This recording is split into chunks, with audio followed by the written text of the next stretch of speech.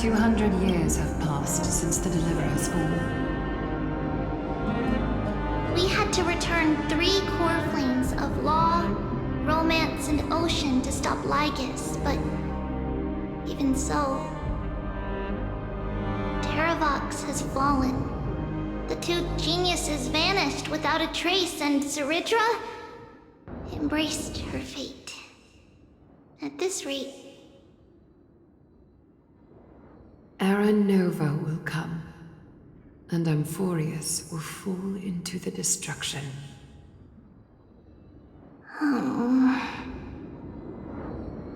It seems the key to rewriting the end once again lies in the core flame of world-bearing. According to the instructions left behind by those 2 geniuses, we must get it into the Deliverer's hands, no matter the cost. But how? We need to find a way to hide the core flame. And we must buy enough time to keep Lygus at bay. About that, Rini might have some good news. She had that dream again last night, but the Titan's voice was clearer than ever this time. She said, "Pass the flame into the future." Is that a prophecy from Orynyx? She chose to side with humanity this time and hide one of her kin's core flame?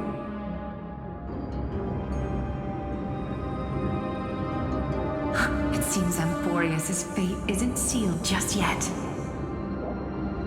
You're right. History has changed. Humans and Titans are both giving their all to keep this world going. Perhaps a relay across the ages is finally about to begin somewhere out there. Unfortunately, life will never go smoothly. Leiden's army is already at our gates, and their commander... that Lycurgus. He's right outside Akama. White Calendar 3960. Zeridra, under the pretense of a campaign against Fagusa, sacrificed 500 Chrysos heirs to complete the trial of law. This tragedy shook everyone in Amphorius. That same year, Zeridra the Imperator was assassinated, after which Aglaya the Goldweaver took command. Thus began humanity's second flame chase journey, a path hanging by a thread. Come, this way.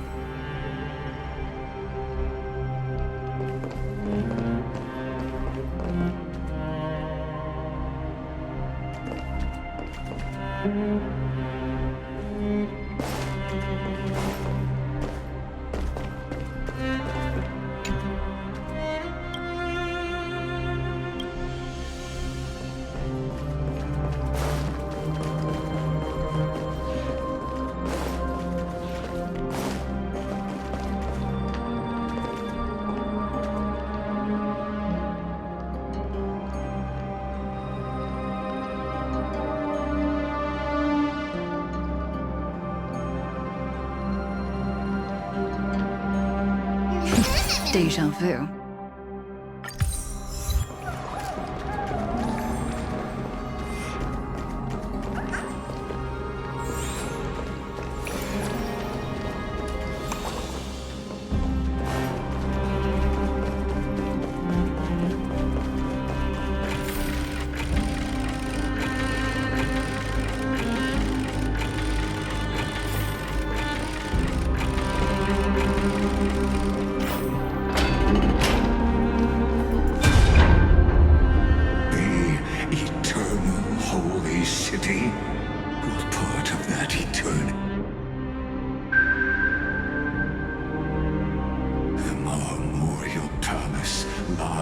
in ruins.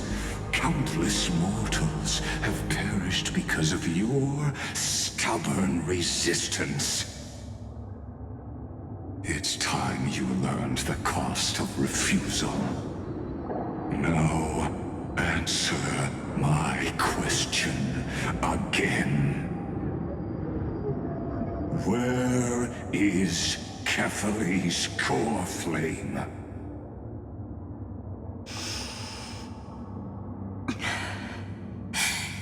You really think you'll find it by razing the holy city to the ground? From what I see, all you'll get is dust and disappointment. Don't forget, you can't kill the Chrysos as mentioned in the prophecy because of law. I have never denied that.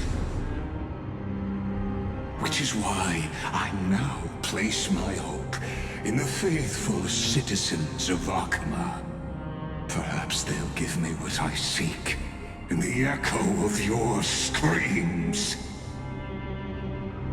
Now then, I'll be cutting open your chests and using your scalding golden blood to baptize the masses.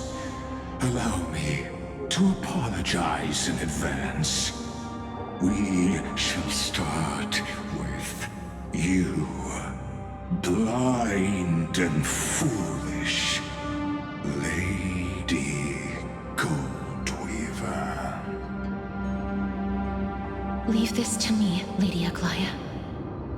You must get away now.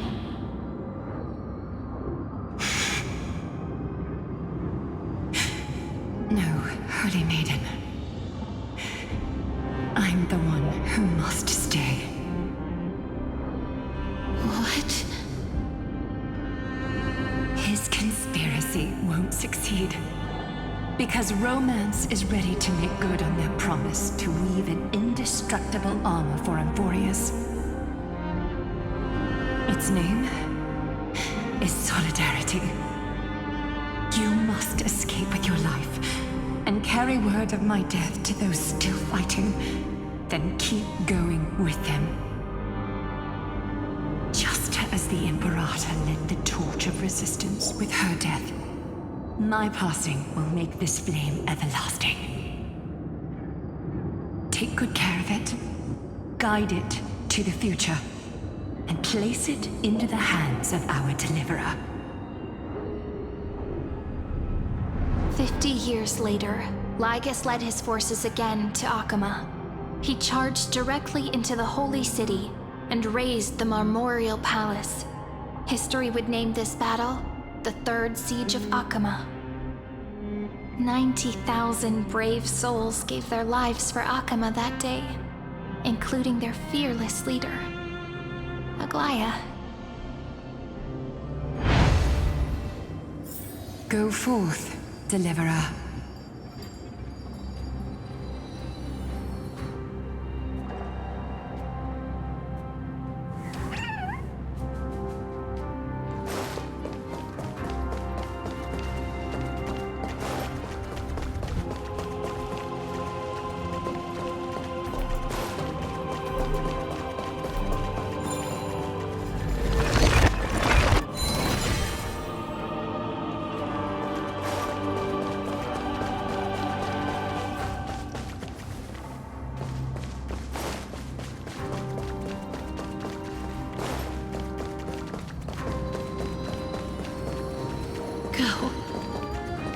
When the frost melts and the snows give way, the flowers will bloom again.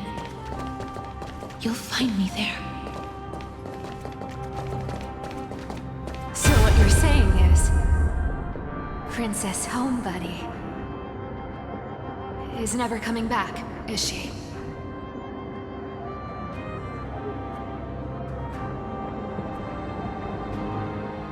She just left, like that.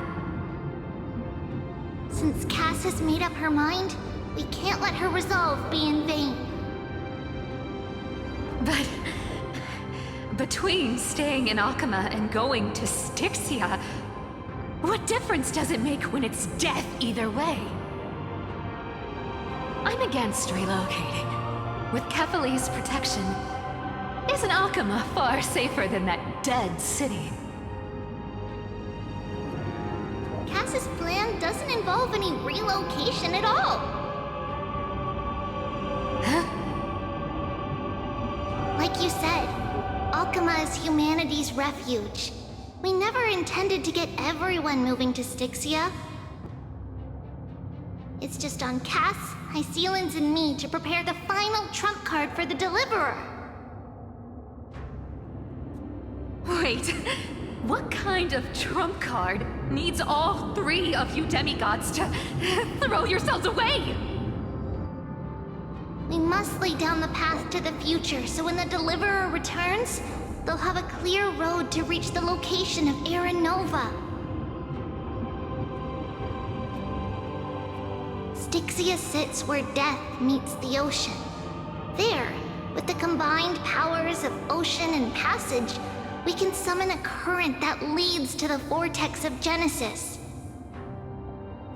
And the demigod of death will forever guard that secret path until she returns.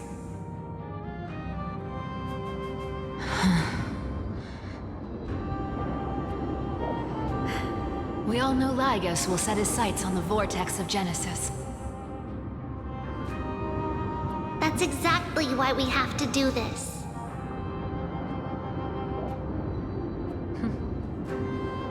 Guess I underestimated Idonia's Maiden of War. She's got way more steel than I thought. And Cypher, we need you to head to Castrum Kremnos as soon as possible. By any means necessary, forge an alliance with Strife. The prophesized Crown Prince has already been born. He shall become the new defender of Akama, protecting this land after we leave. You don't need to worry about that. I just came back from Castrum Kremnos. Only a step ahead of the news. Treeby, something's flying towards Akama, and it's really fast.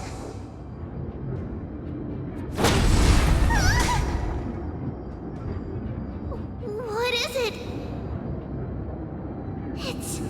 It's a spear! It's the Kremnoans. Their king's already here. With the protection of the demigods Trebios and Cyphera, Akama endured wave after wave of warfare, though just barely. Castorus chose Styxia as the last resort, and completed the trial of death, causing the stagnant waters in the River of Souls to recede. Soon after, Trebios departed on a long journey. That same year, the Kremnoan king Euripon, along with his son, Prince Midamos, joined the Alliance to safeguard the Holy City in the Battle of Deliverance.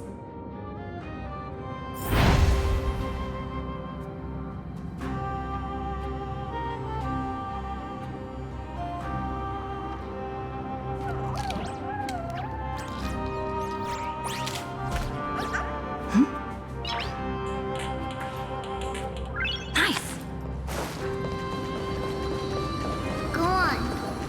And see you tomorrow.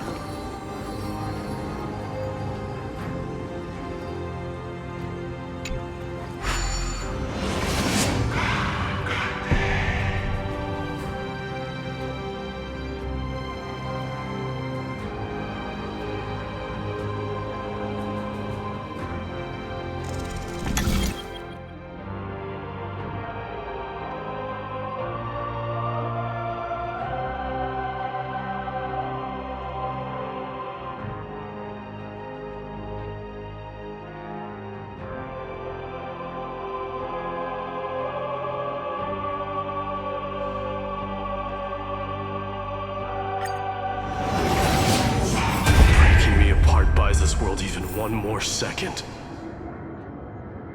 and so be it.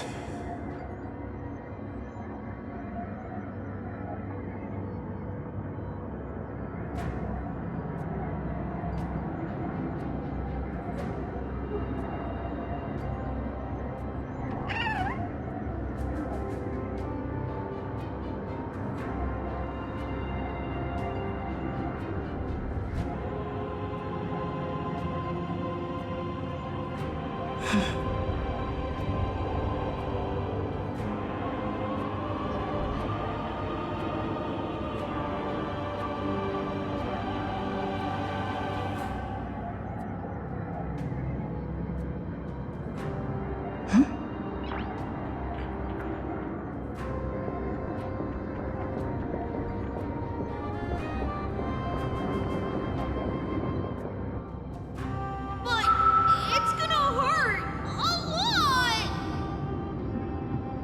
Pain brings endless torment, but it can never destroy me. I believe that you were thinking the same thing when you stepped through the gate of infinity and jumped off that cliff.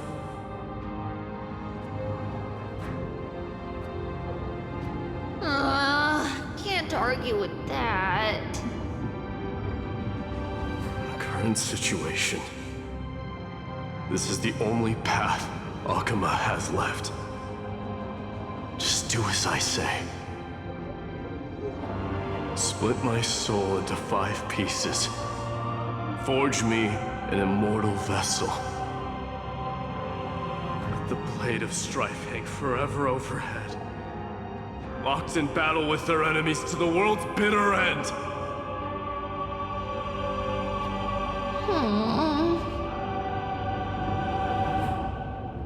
There's no need to be sad, Lady Trebios. Haven't we already taken great strides towards that promised tomorrow? In this life, my people no longer have to drown in false guidance. Kremnos has washed the blood off its fate. Emphorius no longer needs a god named Strife. So let me shatter the former loss and turn the Lance of Fury back into a weapon that protects the world. We understand. By the way, can you do me another favor? The 7 sages from Grove of Epiphany are already en route. They'll arrive in waves to join the Resistance in a couple of days. Among them is a scholar named Anaxagoras. He has extraordinary insight and fears no sacrifice. This soul-rending ceremony wasn't just my decision. It was his counsel. His wisdom will surely be the backbone of Amphoria's survival. Watch over him. Carry on this everlasting flame for me. Through Anaxagoras' ritual, the demigod of strife split his soul into 5. Courage, honor, tenacity, sacrifice, and reason, each sealed in blood crystal and cast into battle. The people held a 10-day funeral to mourn their fallen god king, and through his sacrifice, humanity was granted 200 years of peace.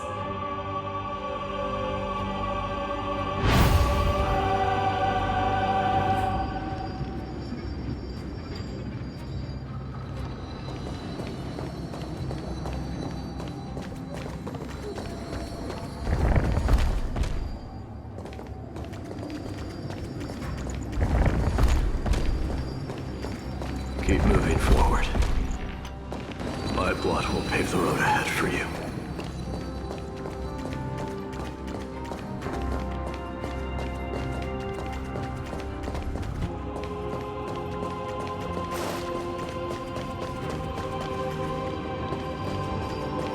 Keep moving forward, little Gray. See you tomorrow.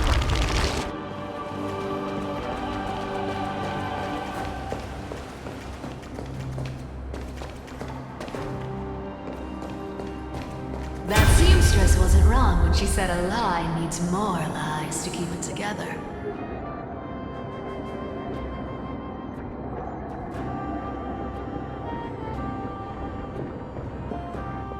Reason and trickery. Never thought we'd be the pair to finish this final setup. Can't catch that Tin Man without your little slides. Besides, this is our last shot. Not the time to be picky, right? Don't oversimplify it. Lygus just found out Akima's been an empty shell for the past 50 years. He's bound to be furious. At this rate, he could have done anything. That's exactly what we want. Rage blinds even the brightest minds. Doesn't matter how much of a genius he is, the principle still holds. Once he storms into the council and confronts me head on. You trigger your alchemy with a boom and turn him into a caged beast. Easier said than done. You still have to pass yourself off as the deliverer without anyone catching on. And you really think a human alchemical array can bind a godlike being? That's just nonsense. What? Getting cold feet? Or you just don't believe in the almighty worth of the demigod of trickery? Just tell me straight. Can you do it or not?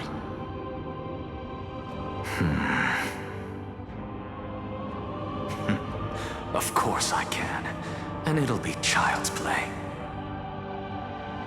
But I've got two conditions. Since this is the final act, if we're doing it, we go all in. No half measures. Oh, I'm listening. First, shift the battlefield to the vortex of Genesis. It would be more convincing if the deliverer were to appear there. Besides, the vortex is cut off from the world. No place in Amphorius makes a better prison. If you pull that, wouldn't our deliverer have to face tank Lygus as soon as they come back? That clash is inevitable. All we can do is create more chances for her.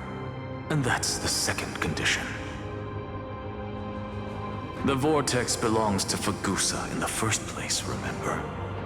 And there happens to be a demigod of ocean among the few survivors in the world. Lupai Sealand's in. Let her join the final act. I'll transmute myself into a Philosopher's Stone and embed myself into the formula. And when the time comes, she needs to shatter me and scatter that stone's ashes into the ocean within the vortex.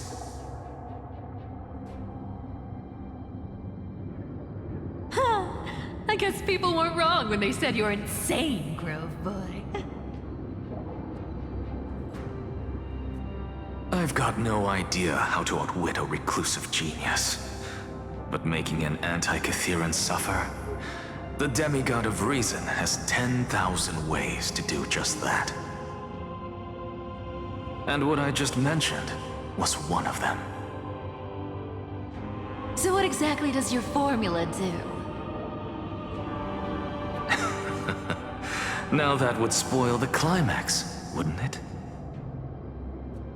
By now, Hyacinth must have completed the Sky People's ritual.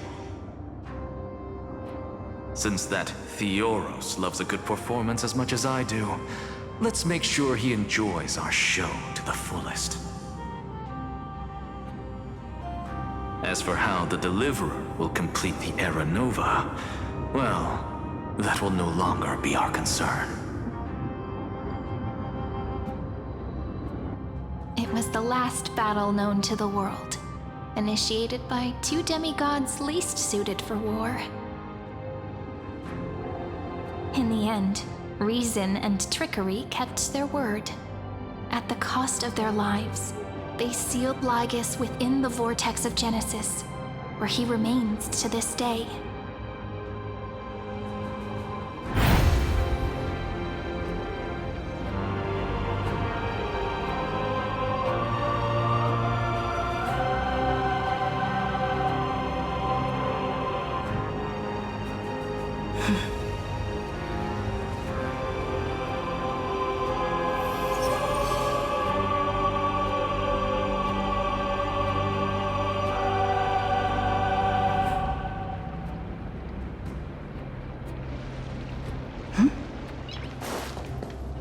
forth. Finish the greatness left undone.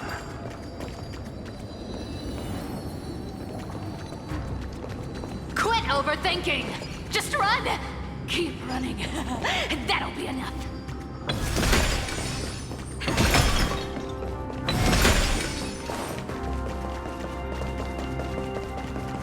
Smiley?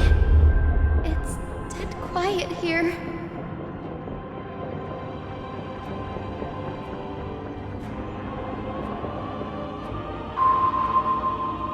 Akuma will stand eternal. Miss Cypher's lie is crumbled after all.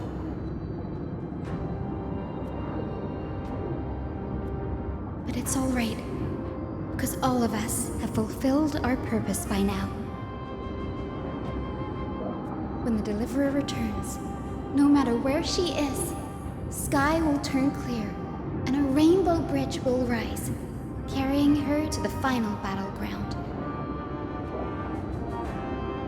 Sairi, this arduous relay is finally nearing its end. Now, I'm passing the final baton of fate to you, okay?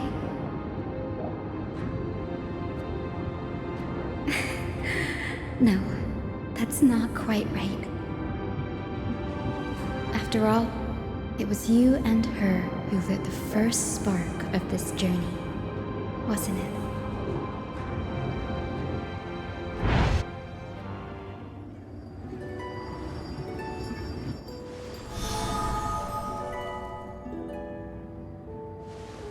I'll tell you the story of this 1,000-year journey. That way, it won't just be my memories alone. And I'll share the moments I spent with you with everyone. That way, the path we walked becomes a memory shared by all.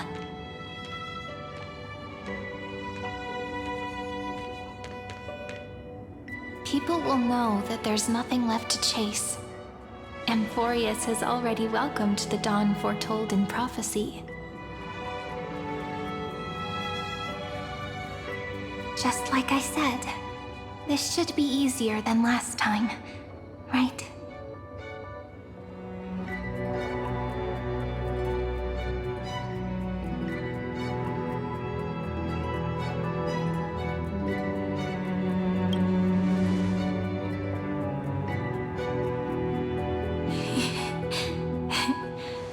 I wonder what kind of expression you're wearing right now.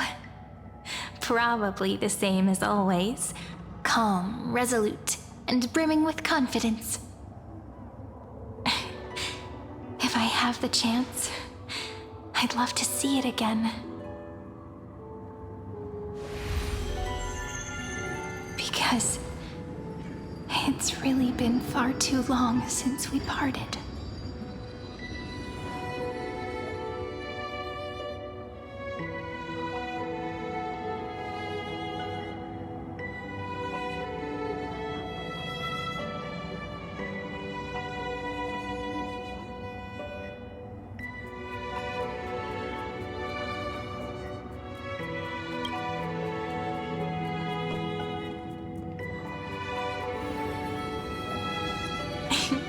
Someone as sharp as you must have realized by now that this isn't reality, but a maze of time.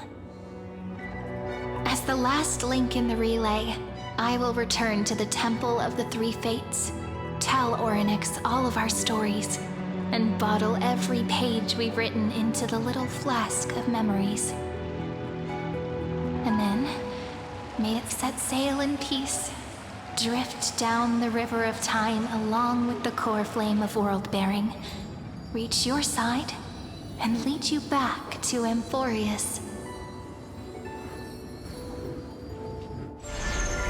Just like the first time we met, right? Even though this cycle has no demigod of time, time has always stood on humanity's side. This is the only way to make sure that the Era Nova won't happen before you return. And the only way I can safely entrust the completed final flame chase journey to the Deliverer's heart. After all, The new world will be born from your memories, and the protagonist of this story mustn't be absent.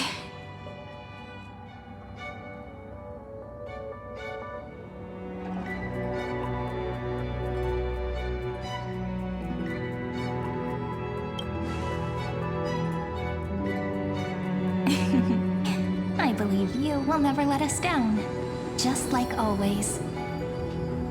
Do you remember when Finan sent us back to the beginning?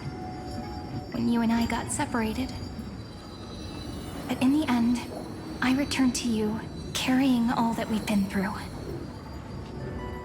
That's what memory is. It may wear down and fade in the river of time, but it never truly leaves. When that hidden corner of the heart is stirred, the past returns even more beautiful than before. So don't worry. Let the 33,550,337th Flame Chase journey become part of you too. I've gotten a lot better at it with the experience from the last time.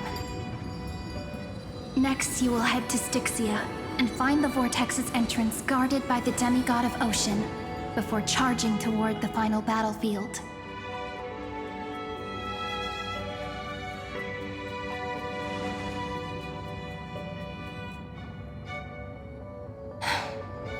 Don't worry. I'll be with you. All of us will. Even Finan. We'll stand with the Deliverer.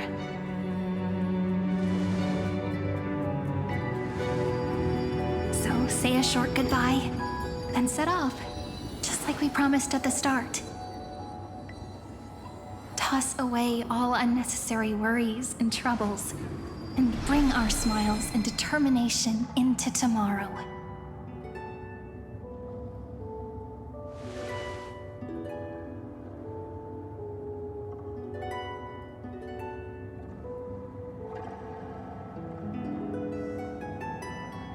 The last baton.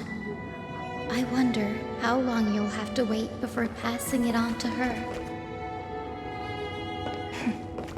No matter how long it takes, it's okay. Waiting is what I do best. After all, it took 33 million cycles for her to arrive in our world. What's a few moments more?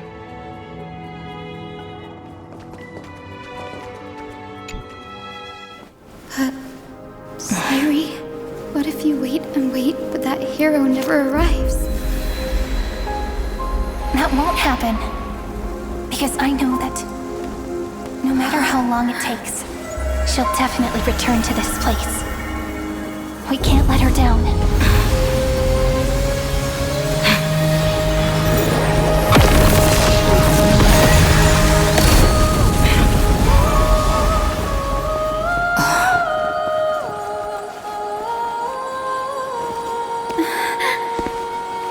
Sky shall rain rays of dawn for you.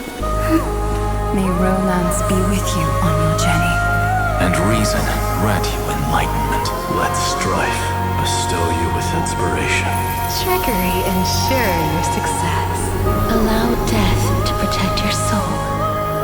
And at last, let passage point the way forward. Well time. We'll remember the Trailblazer's journey.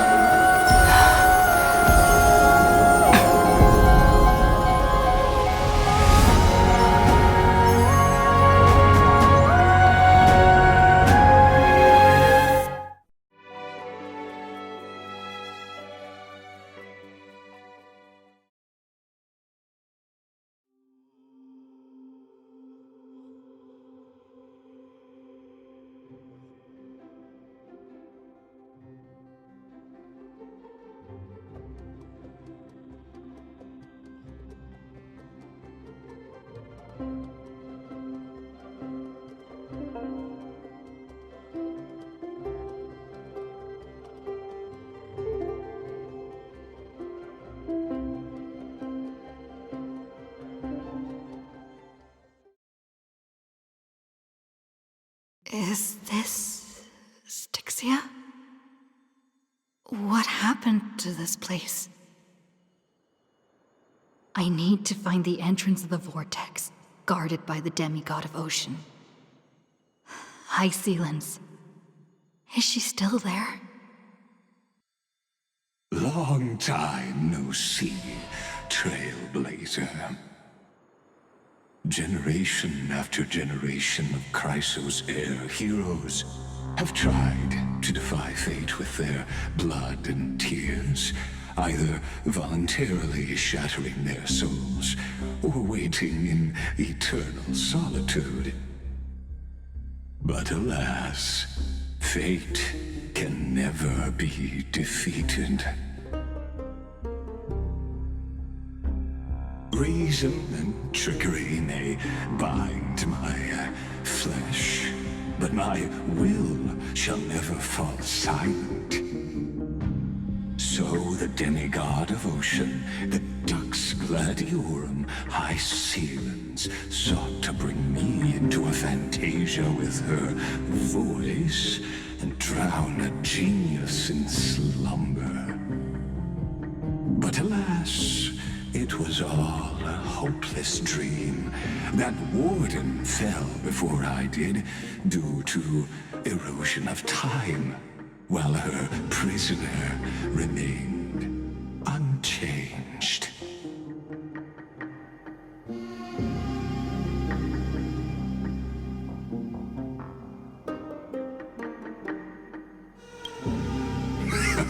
True, I can't leave this place, but what of it? You should have heard of this fable. In a shadowed cave lived a people, imprisoned from childhood, and chained so that their legs and necks are fixed, forcing them not to look around at the cave, each other, or themselves. Behind them is a fire, and before them loomed the stone wall of the cave. The flames cast shadows, while the rocky surface threw back echoes. To them, that false play is the whole world. Yes, I'm trapped in the cave, but I know it's all just a fleeting illusion. I don't struggle in dreams. I wait.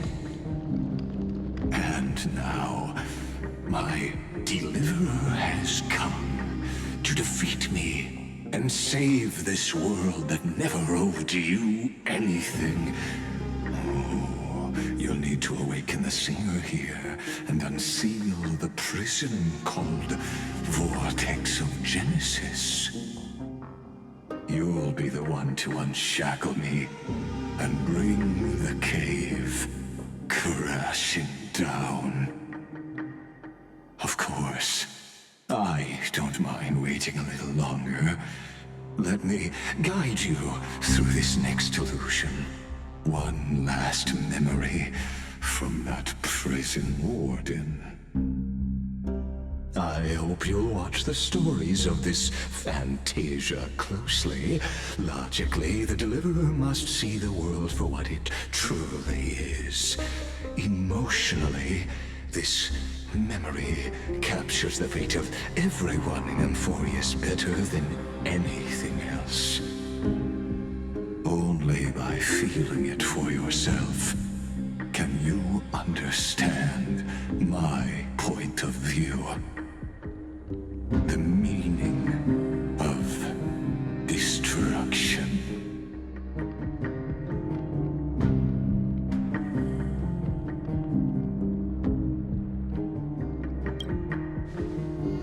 To your unshakable resolve, I salute you. But before we step onto the final stage, let me ask you this. In the spirit of that fable I told you just now, can the prisoners in the cave learn to see the shadows and echoes for what they are, and stop mistaking them for reality?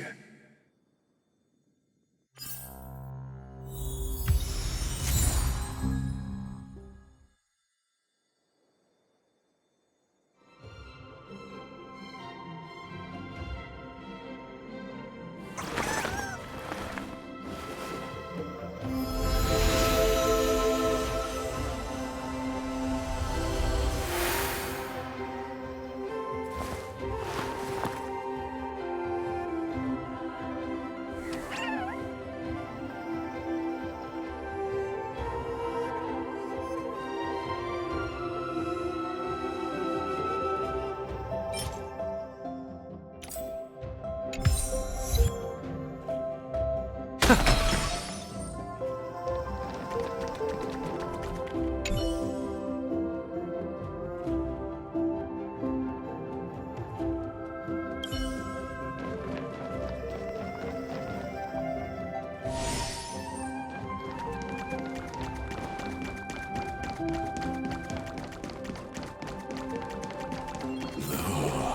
the fire projects the face from her memories.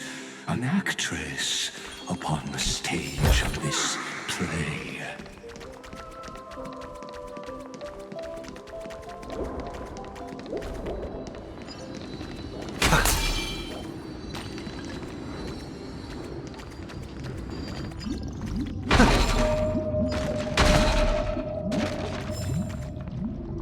The dark tides flood the sea, and our kingdom teeters on the edge.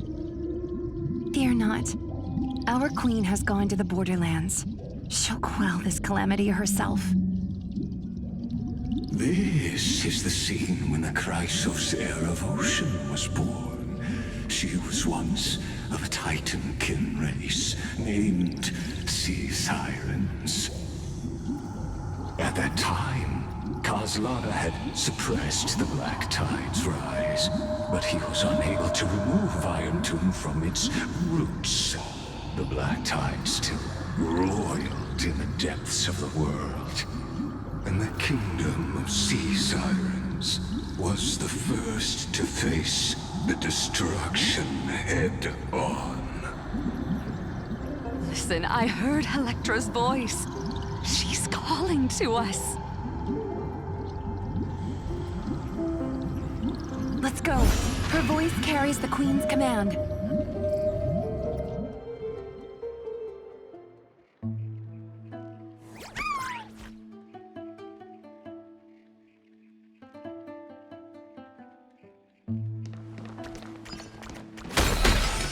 To keep the Black Tide from threatening the ocean, the Queen gave her all, body and soul. Born of the Queen's chalice, she bore the deepest blessings and inherited supreme divine power.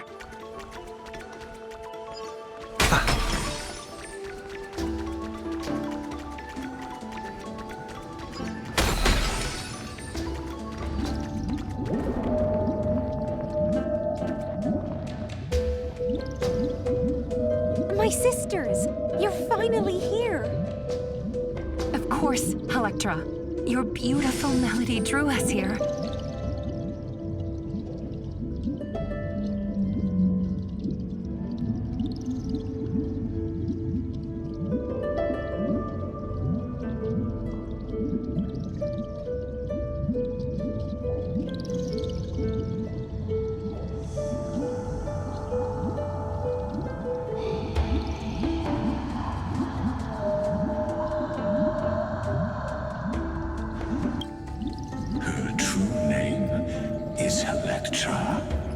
This is a reflection of her former self, clinging to the past with aching defiance.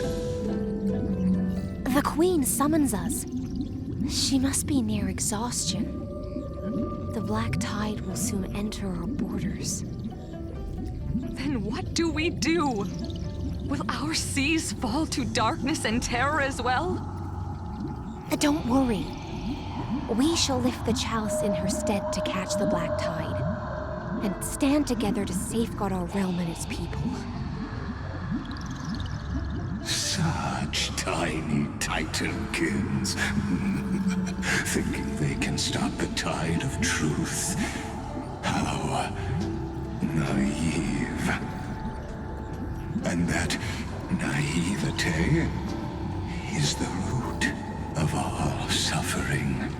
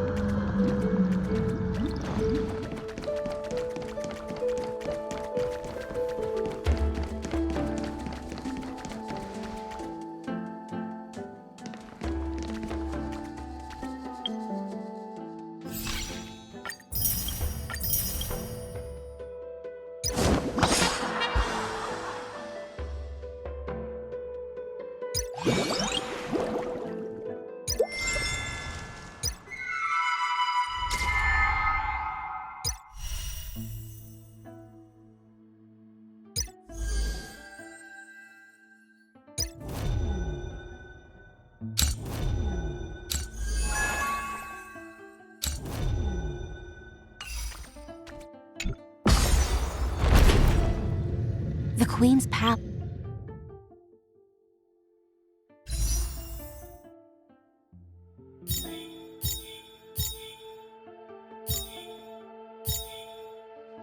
This lies just ahead.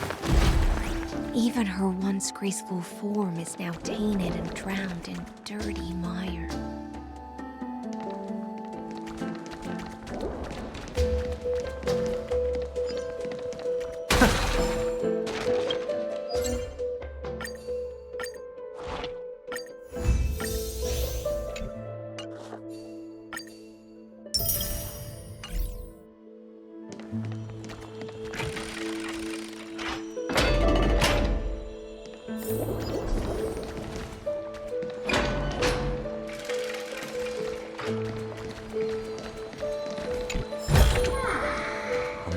Sound that soothes the soul.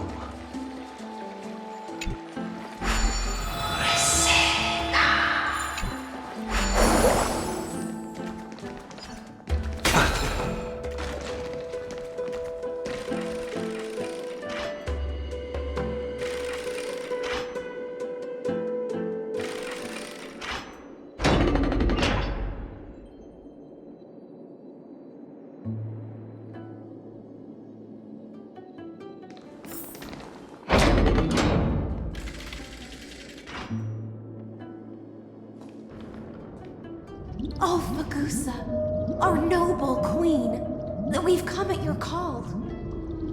My little fishlings, you swim with such joy. It pains me to speak of the kingdom's sorrow. I once believed I could drink the black tide dry, but even the deepest chalice must one day overflow, and I can hold no more of this filth. Mother, worry not. We're all children of the sea. Let us bear your fate together. We'll take up your mantle and drive back the black currents. We'll mend your sacred chalice and take in the cursed filth. My little fishlings, when the spear of strife falls, you may retreat in peace. I promise you, on the surface, the city-states will hold a feast without end in your honor. This is the last gift I can give you.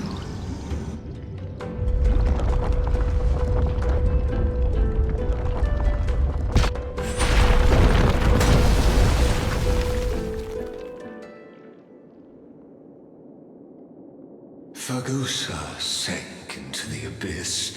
With the chalice shattered, their intoxication spilled into the black tide, birthing the first madness in Amphorius.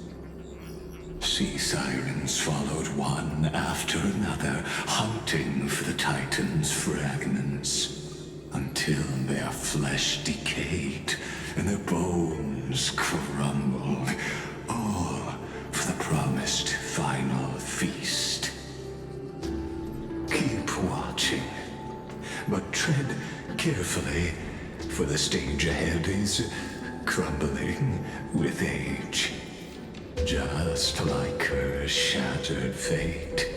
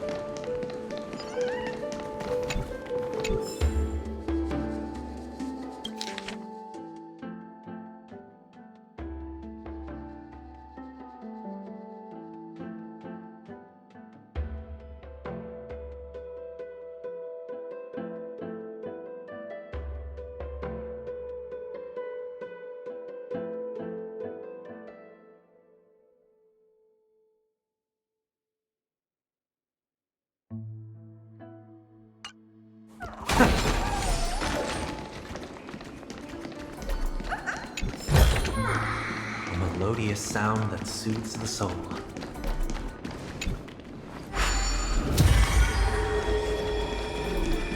Clinging to the past only blocks the road forward. Why not let time build a bridge to the future?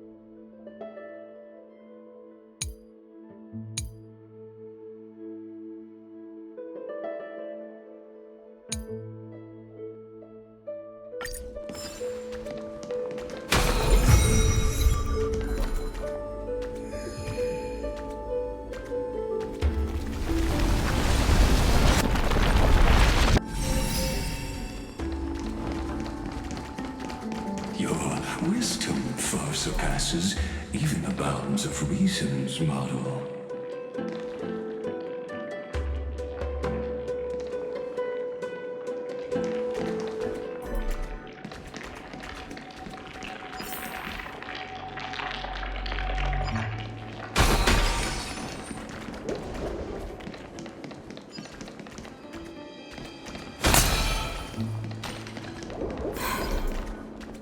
Can't get through.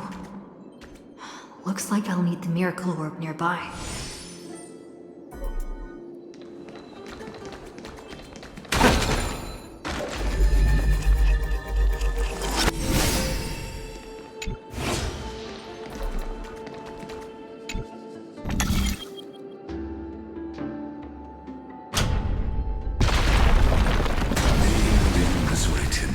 Long ago. Even you cannot rewrite it. Just like this poor chandelier.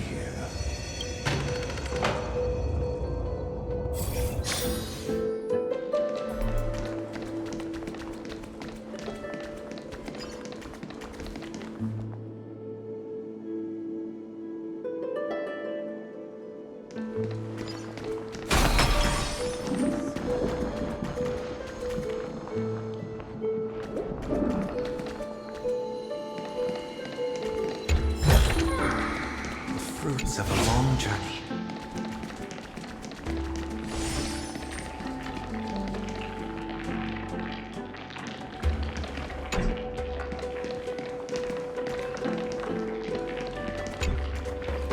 Electra!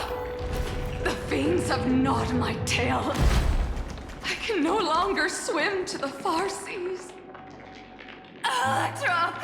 The black sludge has soaked my fins! I can't dance with you anymore!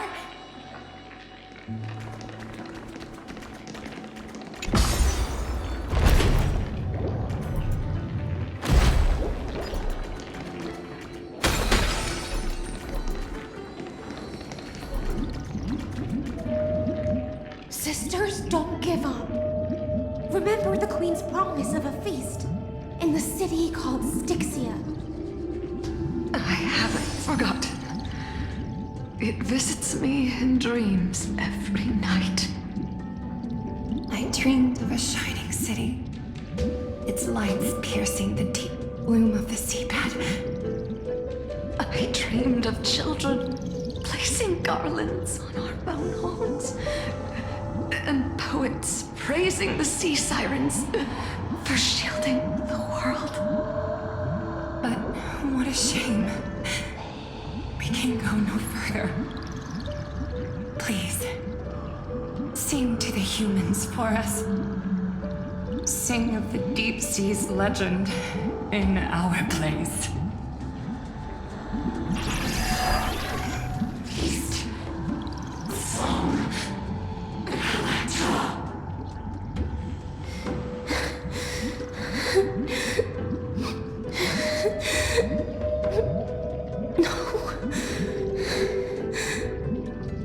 The sea sirens were tainted by the destruction. Their flesh rotted away. They black tide creatures of this cycle. Farewell, sisters. I'll finish this last task, then return to prepare your feast. And so, only one sea siren remained among the sea floor. High seamans, swimming alone to the seas, burying her kin, and searching for the fragments of the chalice of plenty. Though most of that journey was in vain, why not use the power of time to leap ahead toward the journey's end? To reach the Spirit Basin, I'll need to call upon the power of the Chrono Vessel.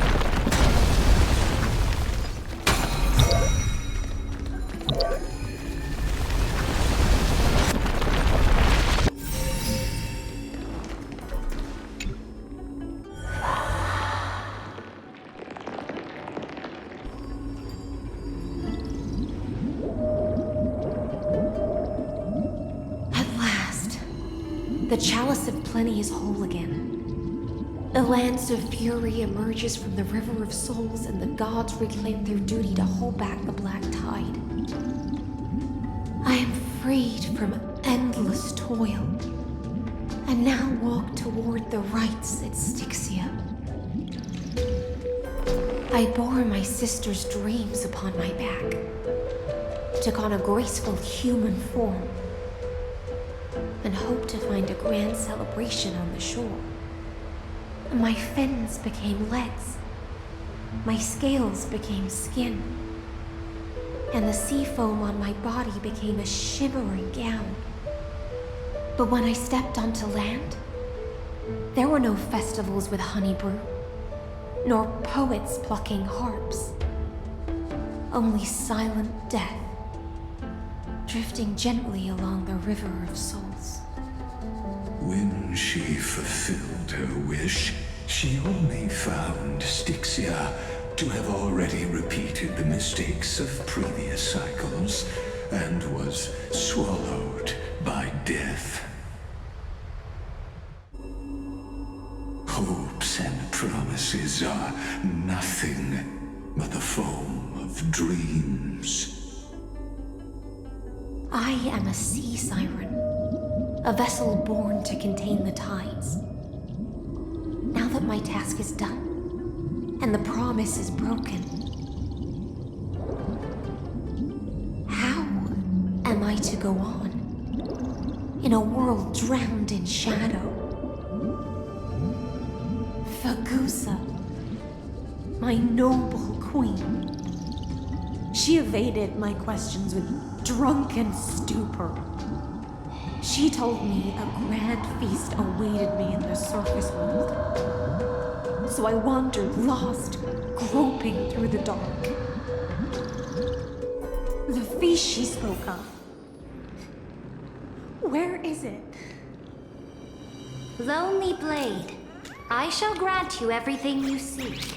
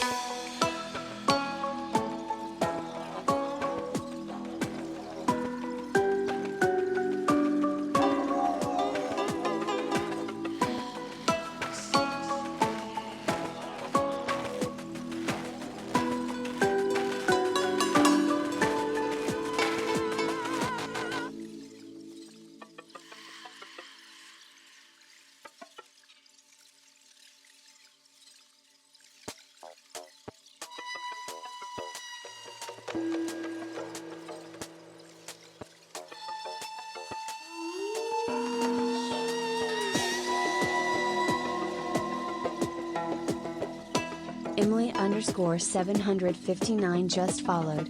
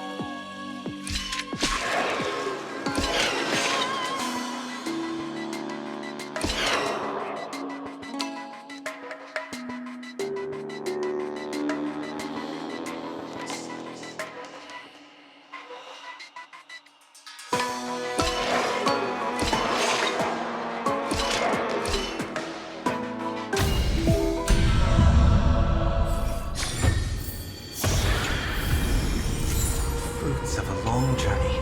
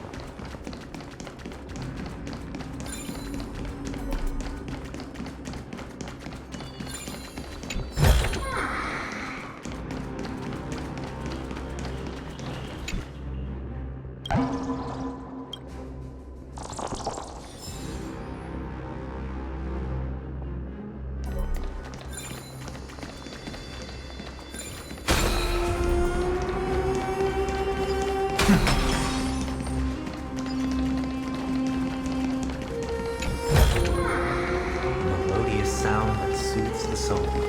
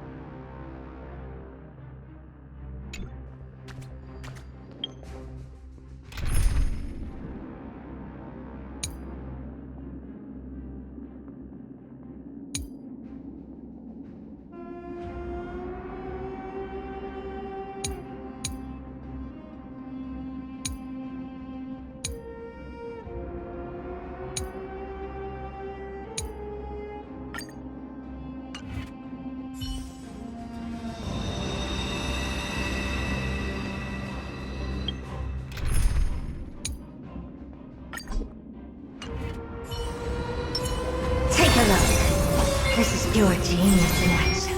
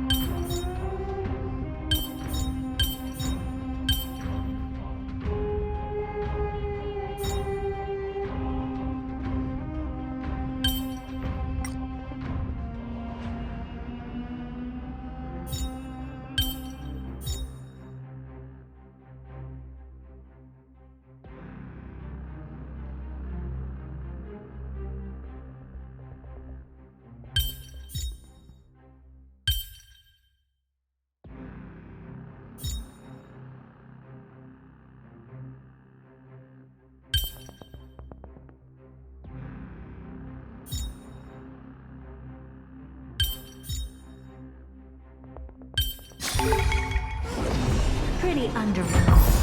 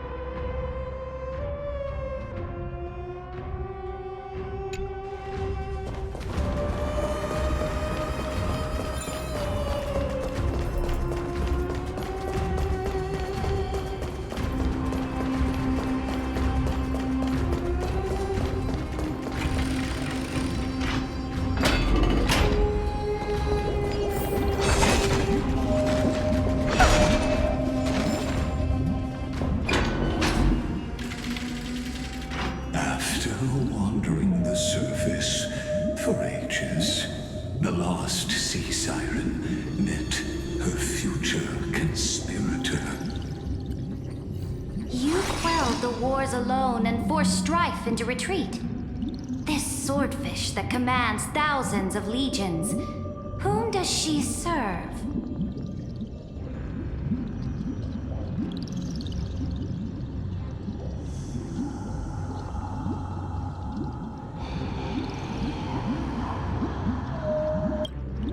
Yes, Ceridra, long before she became the Imperator, was already burning with ambition.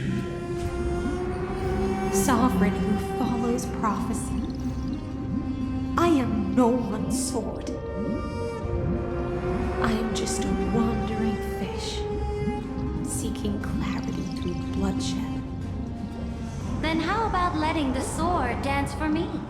And letting the violin sing in my name? Tell me, what is it you seek? All I want is a feast where I might belong. Such a demand is trivial with the Sovereign's authority. I'll grant you a banquet worthy of conquest and comrades to toast beside you. But Knight, you must offer me your heart. My heart? Yes, a loyal heart that will generate no betrayal. You were deceived by gods and drowned in the ocean's darkness. But now, I will lead you forward and be your light. So be it, noble monarch. The law you proclaim shall govern my every breath. So be it, noble monarch. I am simply becoming someone else's vessel once again, and accepting a duty given to me.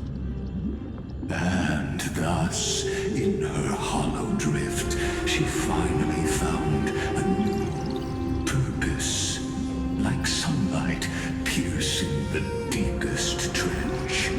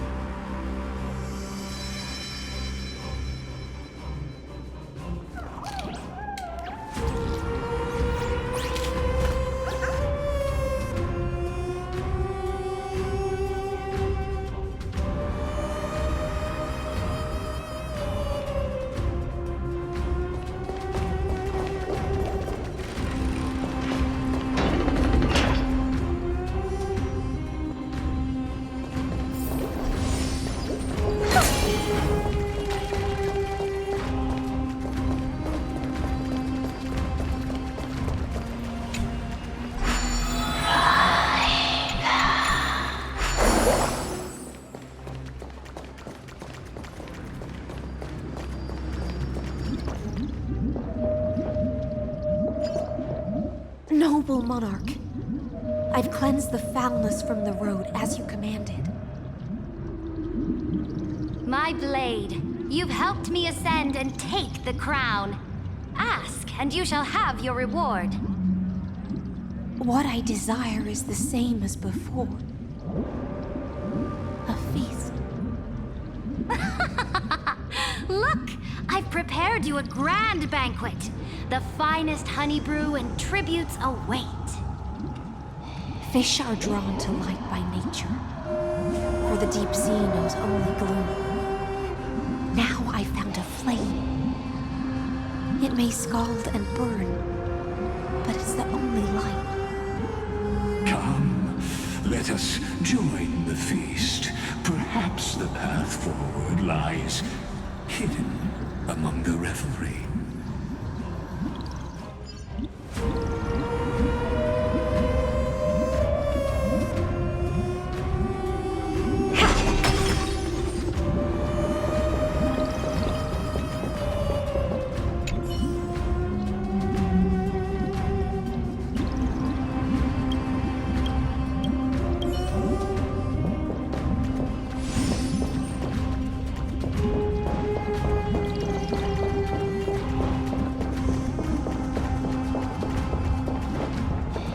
Hello. This is pure genius in action.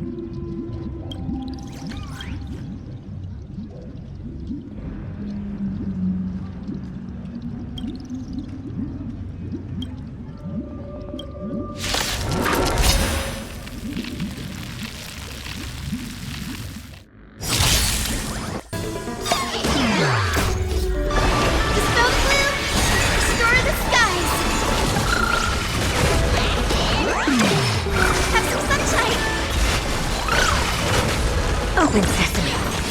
Watch it crumble. Now farewell. Future could come.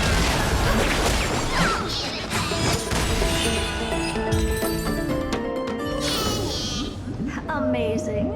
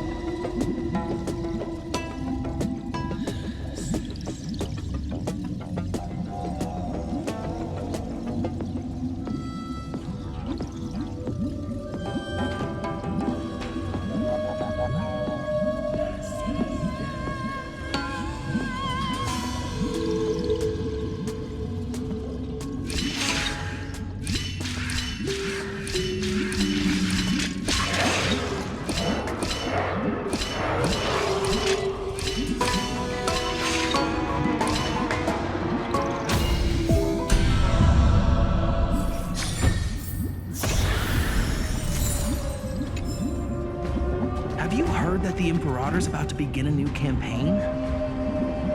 Her glory will no longer be bound by the borders of Enforius.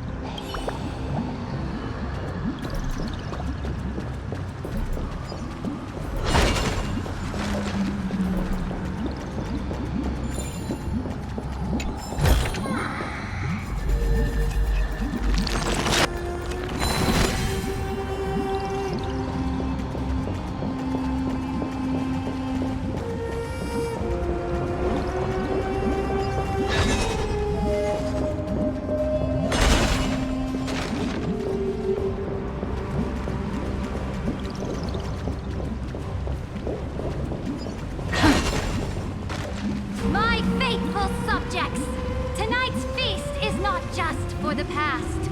It's a toast to the future! Born from our golden blood is an unstoppable colossus. Our iron beast to trample the universe! Great monarch. I've heard the universe teems with great threats. Can we truly remain invincible? Fear not. Before the troops of the destruction, such rabble is no more than cosmic dust. Surely there's a planet draped in oceans out there in the stars. Once I claim it, it shall be yours to rule. And to the rest, your triumphs will not go unrewarded. I promise you a new age, free of fear. Now, raise your cups to our conquest among the Sea of Stars! Sea of Stars! Sea of Stars! Conquest among the Sea of Stars. What a grand vision. Yet, to the Siren Night, only feasts still stir her heart. Come now, join me. Witness the end of this futile dream. Where's the way out of this illusion? Come quick! Let's celebrate together! I've saved the finest brew! Come taste it with me!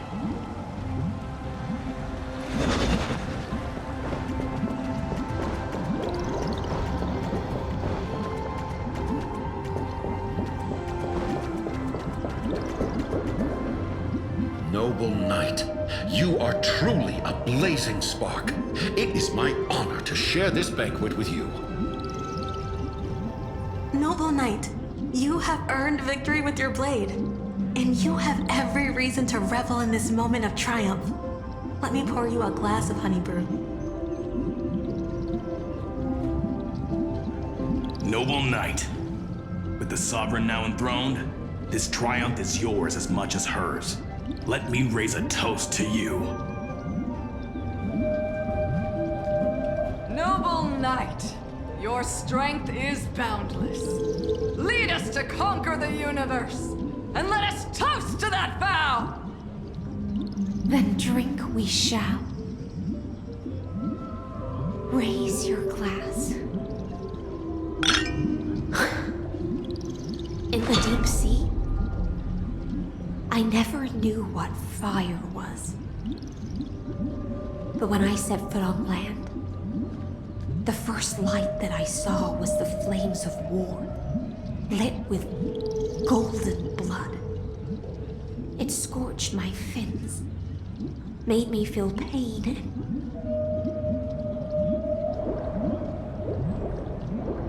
ignited an unprecedented hunger. A hunger that flickers in every hero's heart. So bright, yet so blinding. Look! The monarch herself has taken her seat! Hear that? The court sings her praises! Come! Join us and praise her glory!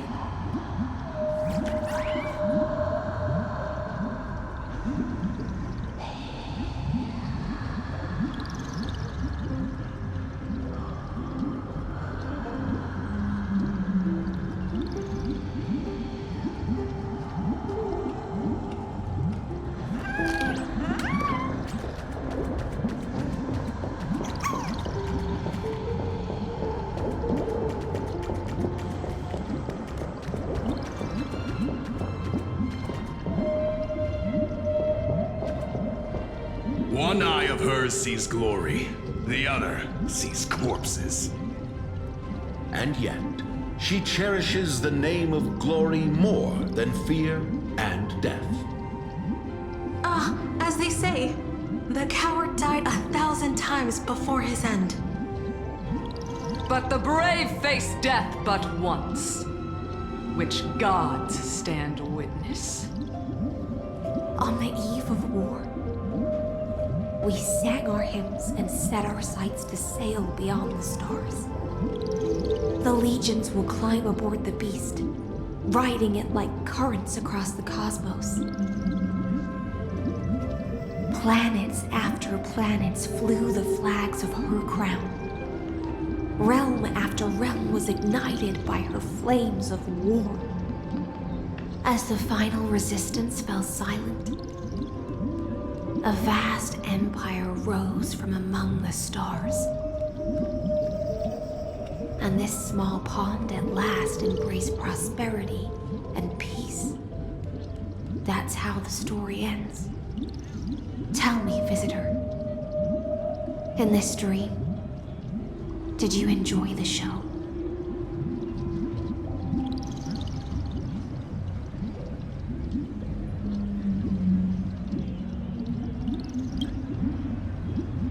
After all, beneath that still surface lie the bones of countless dead. It's time for me to wake up from this drunken dream.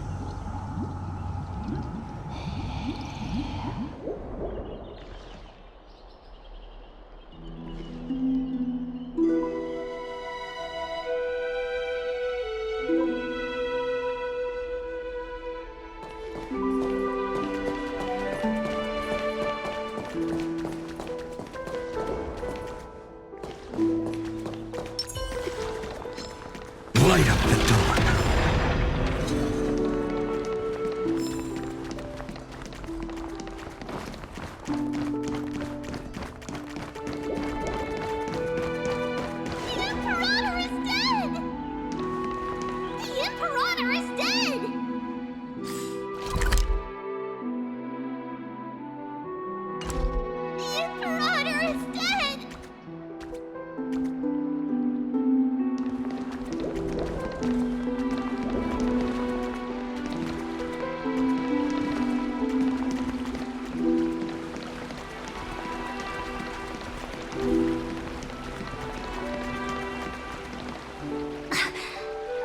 People once cheered for my ascension.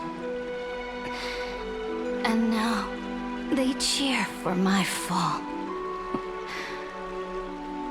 The cosmos. The battlefield that I cannot reach.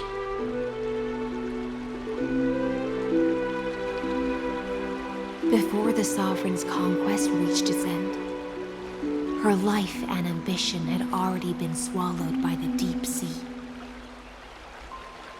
This is the true ending. Her grand designs torn apart by the blade. Her regal robe soaked in golden blood. And the one who struck her down? The one who struck her down was her most loyal gladius.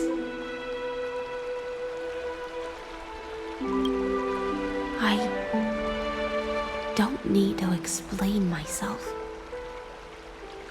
A fish in a pond has no hope against the surge of fate. I wandered the shore, found a flicker of flame, only to snuff it out with my own hand. I don't understand. If the ocean's feast, the Imperator's dream, and even Amphorius's existence are all illusions, then what's the point of our journey? When the Deliverer returns, I will let this absurd celebration come to an end. But Greyfry, I can't help but wonder how I dearly wish this feast of the Flame Chase would never end. It seems she sensed your presence. The Fantasia's foundation is starting to crack. Let's return to the prologue. Remember the allegory of the cave. Can the prisoners in the cave learn to see the shadows and echoes for what they are, and stop mistaking them for reality? As you've seen, when she cast off her chains, finally turned to look around, and moved her legs, her reward was nothing but searing pain. The light would blind her, for the fire behind her had never once actually touched her eyes. Her legs will buckle beneath her, for she had never learned to walk forward. And so she fell into infinite confusion and fear, and came to firmly believe that the shadows and echoes were the real world.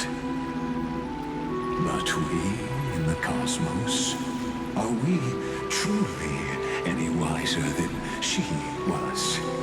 Now, nameless one, fateless one, ask yourself this. The paths you tread, the eons you worship, everything you've trailblazed with your own hands, could it all be someone else's projected shadow? Let's leave that question till after the curtain falls.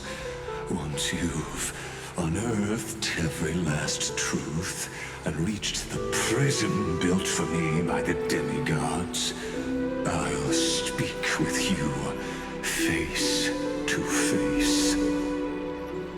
I, the Theoros, have walked the 30 million histories born by Kozlana. 1,000 years is a mere atom in a grain of sand to me. Amphorius, compared to the cosmos, is but that grain upon a whole beach. I swore to bring an end to the erudition. Would I really let a single grain grind down my mind? Now, please use the power of time to open the gate to the ocean's depths. Go, find the prison warden tormented by loyalty. Find her, step into the world's vortex, and once there, end everything between us. That palace reflects the heart of the demigod of ocean, intoxicated, stagnant. There, you'll witness the true beginning of the saga of deliverance. An ugly history long buried by tides and shame. A staircase of apotheosis that the Imperator forged with the golden blood of 500 human sacrifices under the pretense of conquest.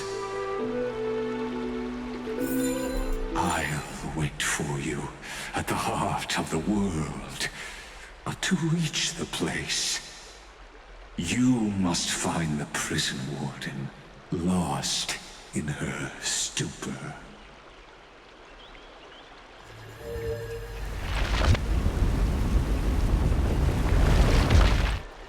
Beyond this door lies the path to the vortex of Genesis.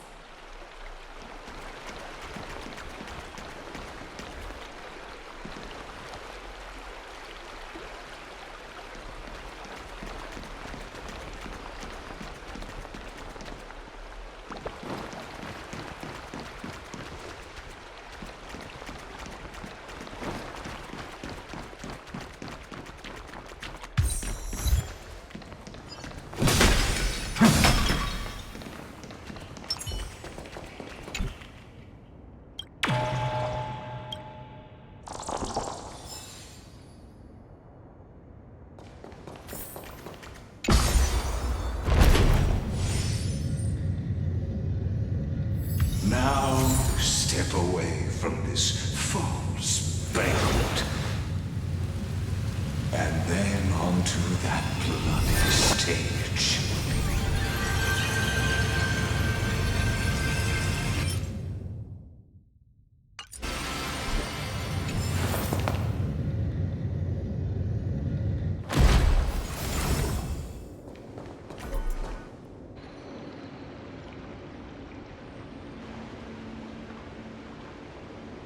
The palace that worshipped the ocean, the sanctuary connected to the vortex, was also once the battlefield of the first flame chase.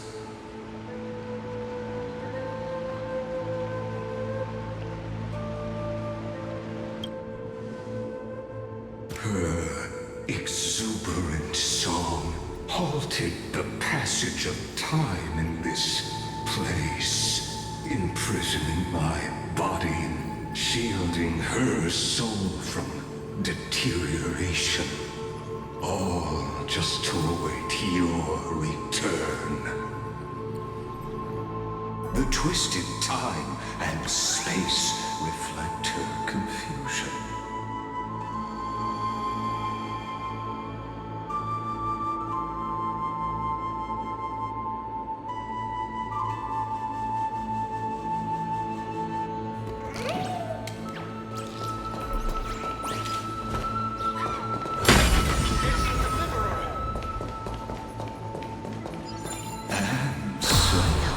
The Imperator's crimes were veiled.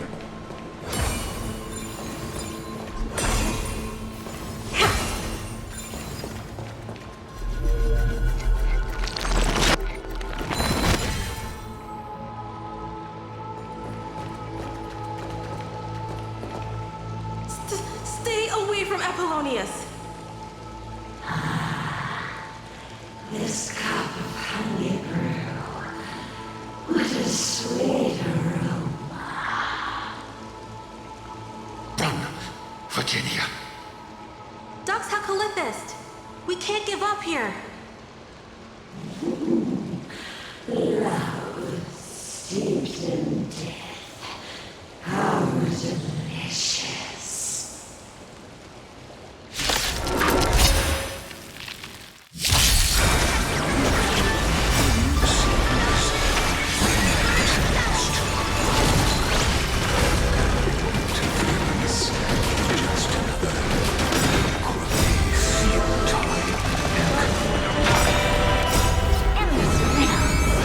Nothing but a boy. Open sesame. Glimpsing enough.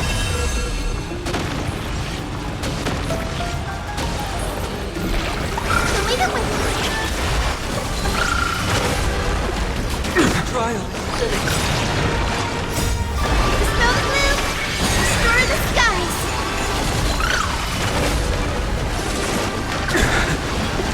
I can't let them down. Stand your thinking. What a cloak. Serenity is before me. Open sesame. Glimpse the unknown. Apollonius, look. I chased the enemy away. But I think I can't go any further. I'm sorry, Virginia, for letting you.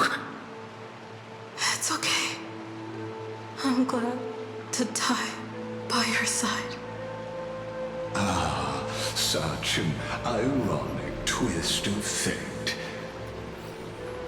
Even as the foundation of the world crumbles, the heartless imperator still made the same decision she did in the past 13 million cycles. During the first Flame Chase journey, the Flame Chase Legion stormed Styxia. Tens of thousands of sea sirens surged from the River of Souls, crashing toward the heroes like a tidal wave. The hell before you is the recreation of that very battle. Apollonius, look. I chased the enemy away.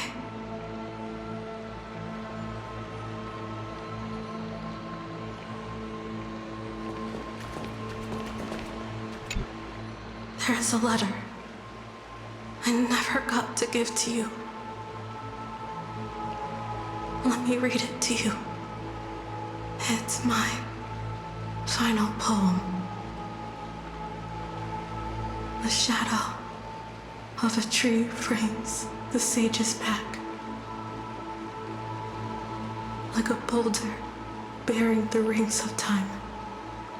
The bird's song is a whisper of wind through the forest, but it cannot pass the fractures in his form. His weight presses down on the bird's wings and the stirring heart within.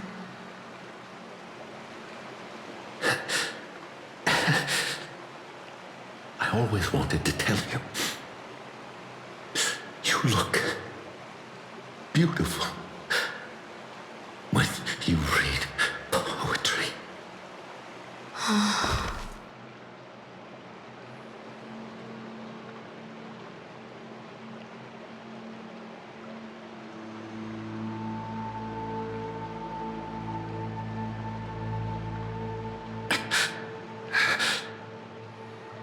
Virginia, see you in the new world.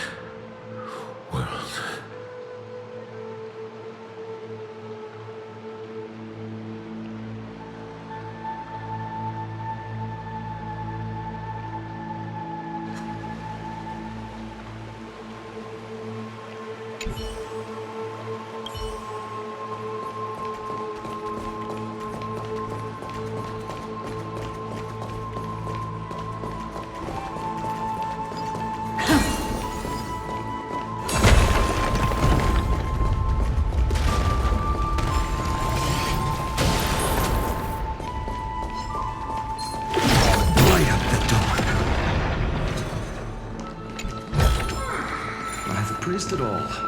No fix.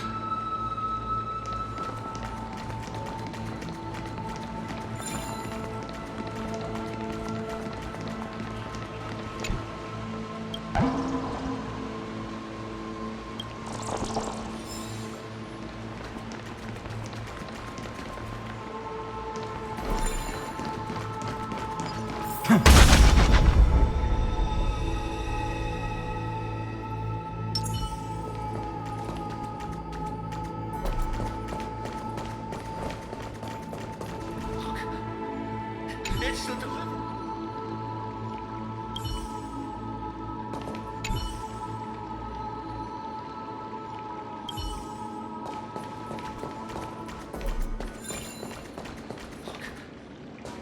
It's the Deliverer! The Deliverer? She's back?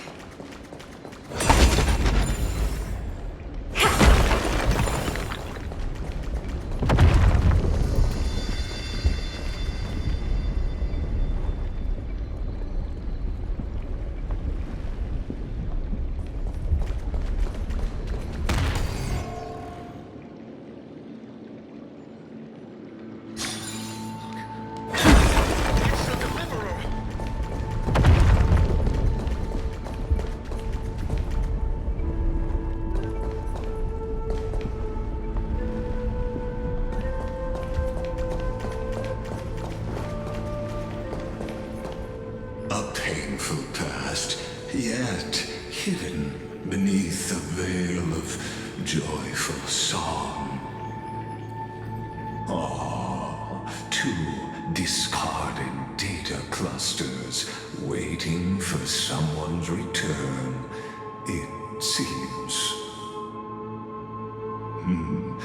Relive the history, then pass through the temple's waters and come to my side.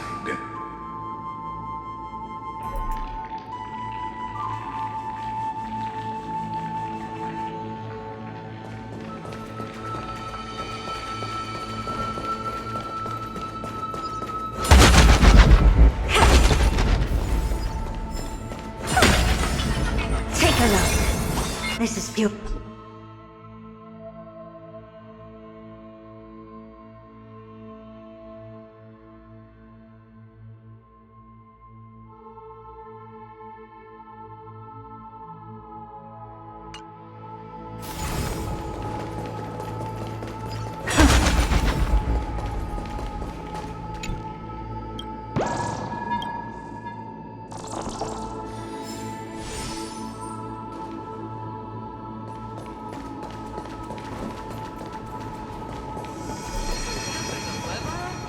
You finally made it!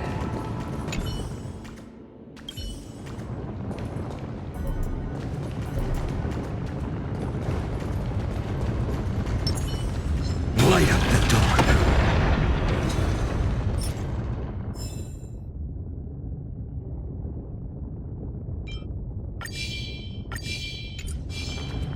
Light up the dark.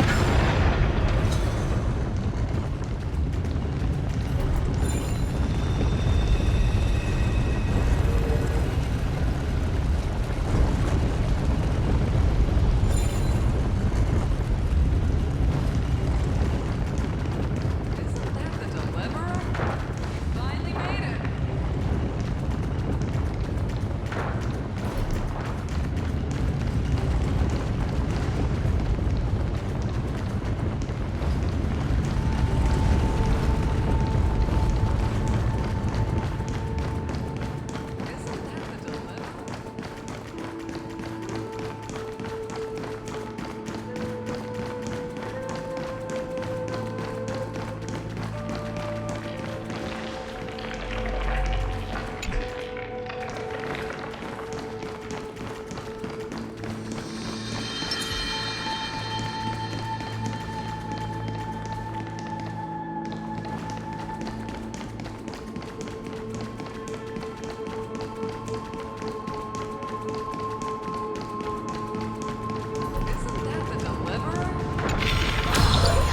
What a wretched way to die. The flame chase army, devoured by warbling fish, never saw it coming. Look, the cruel Imperator and her Knight Commander, the pitiful Warden. What a perfectly matched duo of test subjects. Their hands drip with blood, golden blood. Raise the bridge and cross the river of fate. This path of the prisoner is far from over. Imperator! Imperator! Did you see my gallant deeds, Imperator?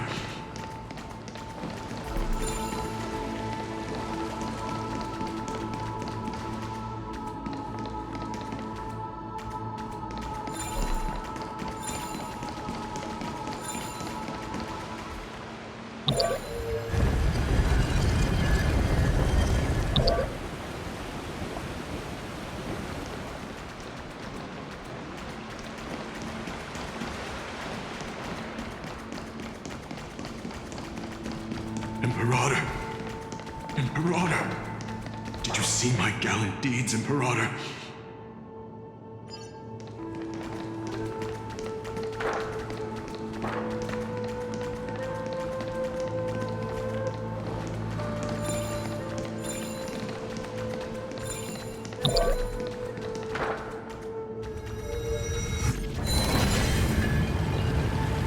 Imperator! Imperator! Did you see my gallant deeds, Imperator?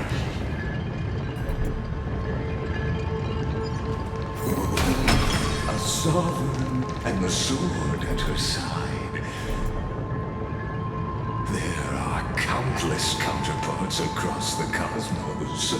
Most of their stories end in tragedy.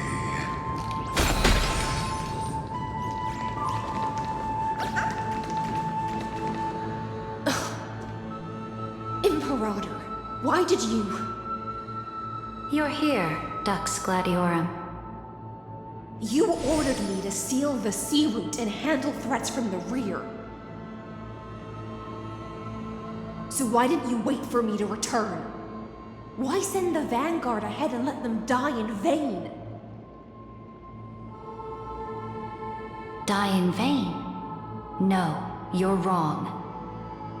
Their golden blood won't be spilled for nothing. The other dukes have paved the road for me to become the god of law. The trial of law? You never spoke of this to anyone. What is... The one who wishes to bear law must purge this world of its curse, and offer the blood of the accursed as sacrifice. I pondered long on what Talantin meant by blood of the accursed. Then, I found the answer. You, I, and every Chrysos heir summoned by the prophecy are the accursed ones. Just like that arrogant Theoros said, our golden blood is the agent of destruction, the antithesis of the world's fate. Dux Frigoris, Dux Brumalis, Dux Helcalethist. Their fate was sealed at that moment. Dying on a glorious campaign was the final gift I could give them. You speak as if they didn't die because of your cold-blooded schemes. Was their loyalty meaningless to you?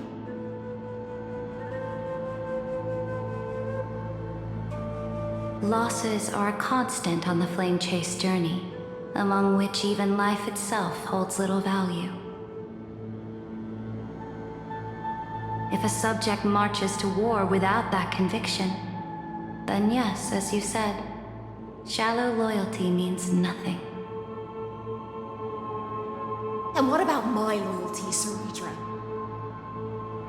You sent me away under the pretense of guarding the rear.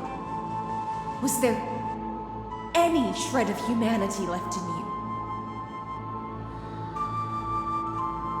Because you still have a duty no one else can bear. Only you can uphold Fagusa's divine authority. The choice is yours now.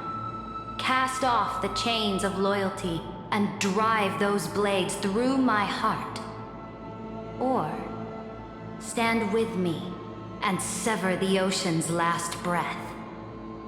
If you no longer share my vision or believe in the new law I seek to weave for Amphorius, then go on and end me. The Imperator of Amphorius may be ruthless and cruel, but never a liar. When I say life itself holds little value, know this. I am ready to sacrifice everything for the ambition to conquer the Sea of Stars. Now you've seen it. the brutal Imperator was willing to spill the blood of 500 heroes to complete the trial of law. As for my poor warden, her suffering had only just begun.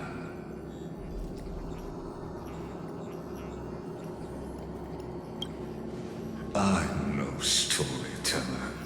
I have no duty nor interest in filling the history you've missed.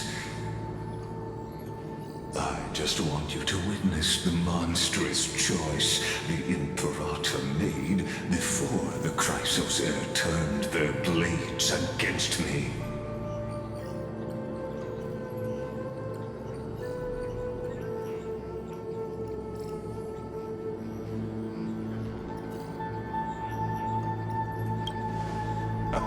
You've always had a flair for lightening the mood, haven't you? I gave up on using words to solve conflicts 2,000 years ago. But I won't squander a chance, not even a sliver of one. If there's even a crack in the walls of your conviction, then my victory is already assured. Now that the past is settled, let's turn the page and bring time back to the present. And dive deeper still until we reach the very bottom of the abyss.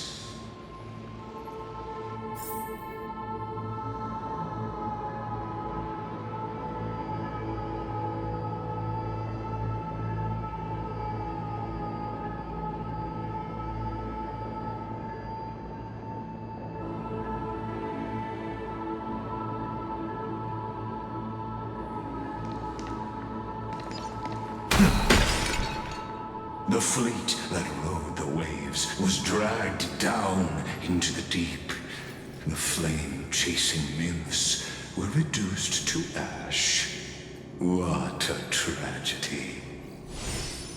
And you, Deliverer, shall bear witness to this golden death.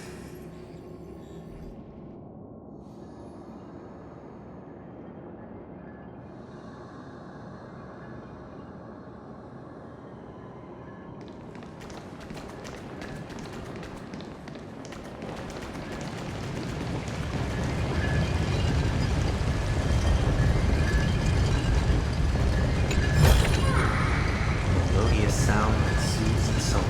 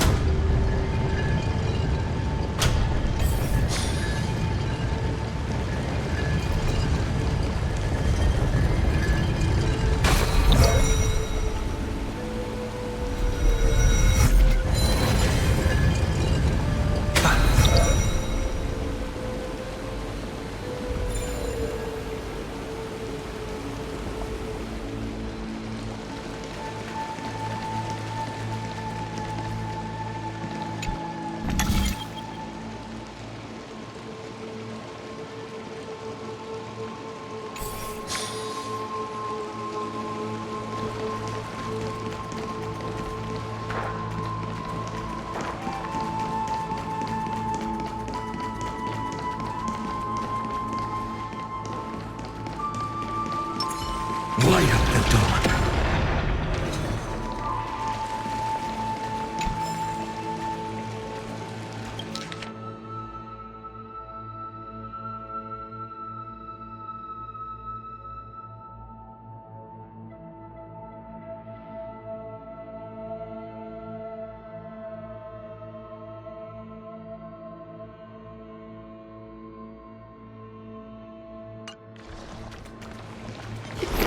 Light up the dawn.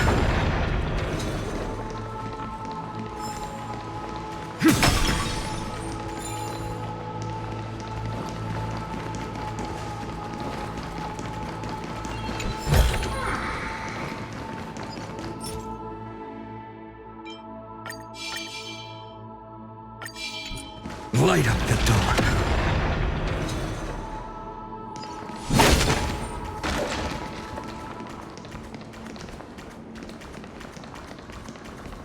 Light up the dawn.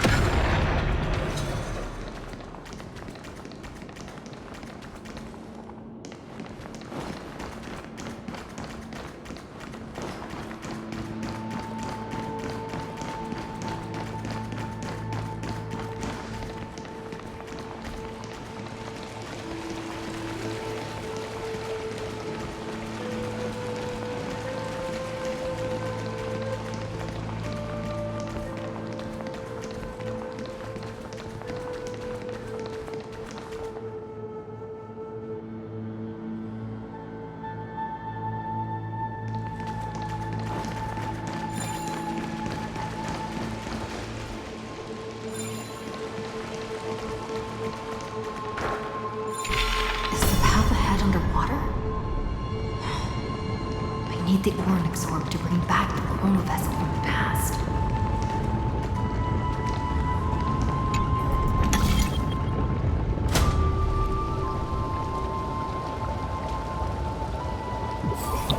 This hidden gate leads to the vortex. Hurry now. This hidden gate leads to the vortex. Hurry now. The time of our reunion draws near, Deliverer.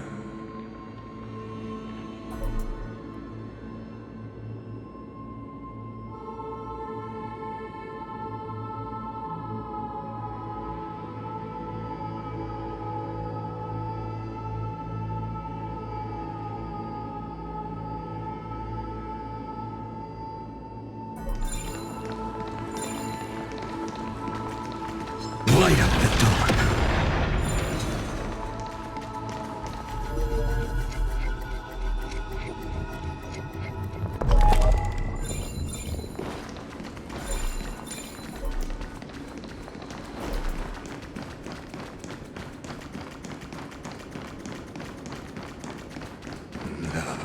This cruel journey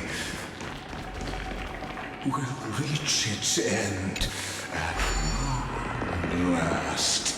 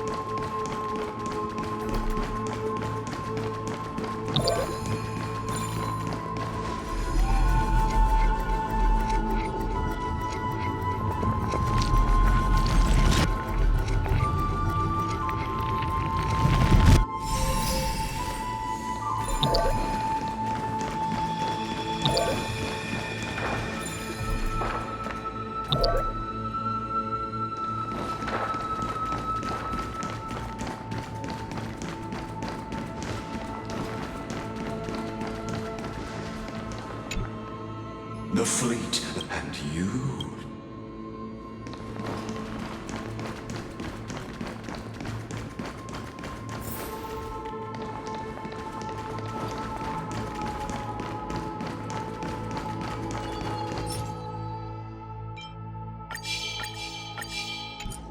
Light up the dawn.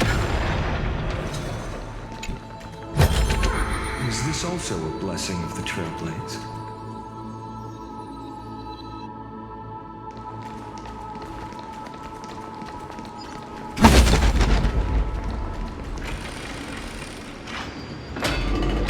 been silent a long while, Dux Gladiorum. Starting to doubt your decision? Save your breath. The vortex of Fagusa lies just ahead.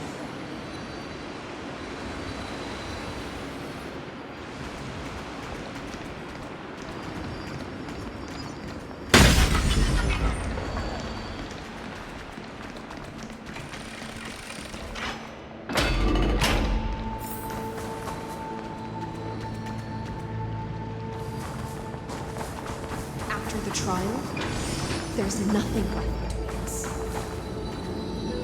So you'll stop swimming toward the stars, Dux Gladiorum? I was always a creature of the sea. The stars in the sky were never meant for me.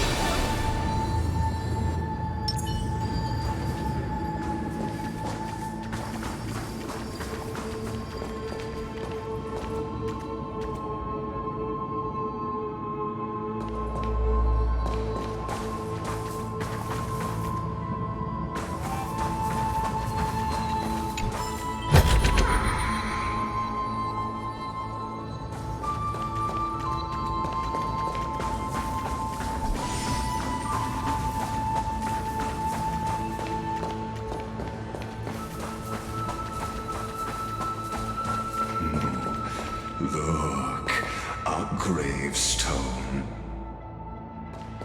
But whose name does it bear?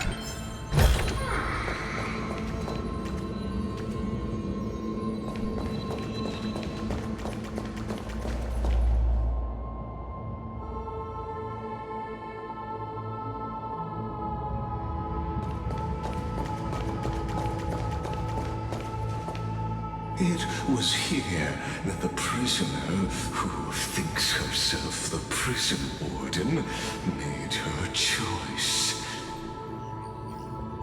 Witness, listen, and awaken. Dux Gladiorum. I've lost count of how many times you've stood here over the past centuries.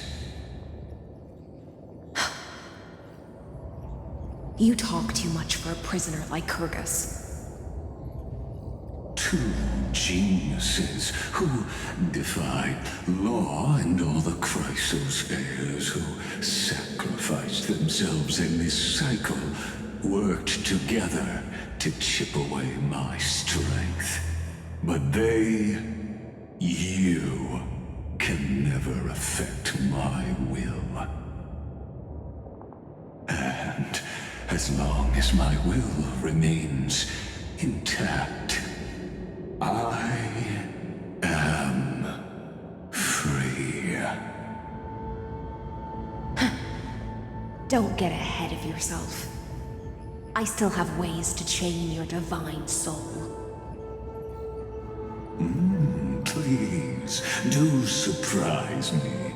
But I'd say your mission is nearly done here, isn't it? Oh, it was here you gorged out the core flame of ocean from Fagusa's body. It was here you and that Imperator both completed apotheosis, becoming pillars of Euphorius. And after that, you drove your blade into her heart. A loyal subject turned regicide. A demigod committing deicide. Or so the history books paint that tragedy. Oh, but if that's the truth, then why, after 1,000 years, are you still here, guarding the Imperator's grave? Still bound by loyalty?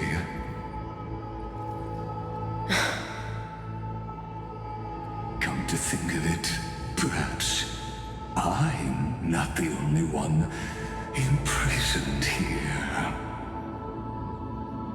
Your calm does stir the rage in me.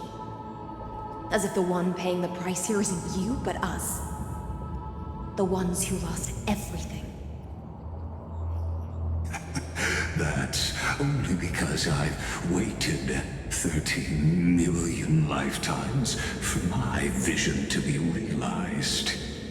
Countless millennia. Loneliness never once showed me its fatal side. In fact, for a prisoner of the cave, it's more like an old friend. One that helps me think. But you're different, Dux Gladiorum. Loneliness has crept from the silent depths, sinking its claws into your mind. Bit by bit, it's peeling you apart. Will you regress into one of those lost mad silence? Oh, what a shame that would be. You're right, Lycurgus. Loyalty, curse, the fall of my kin, and this endless waiting. These shackles are too heavy for a fish that cannot perceive any light. I can't break free of the whirlpool that's pulling me under. Nor do I have the unwavering resolve to force myself to wait for that person's return, as everyone hoped for. Deliverer from beyond the sky, my executioner. How much longer until she arrives here? Or will she ever return? I don't know. And I doubt anyone does. Then, what will you do?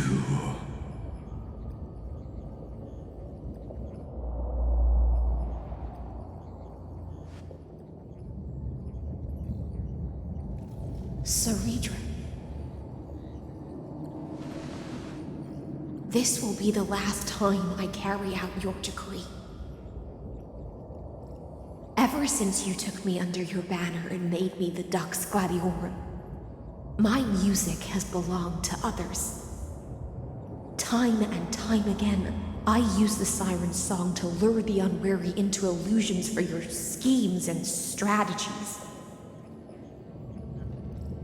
Now, let the siren Electra sing for herself. Let me step into an endless dream of my own making.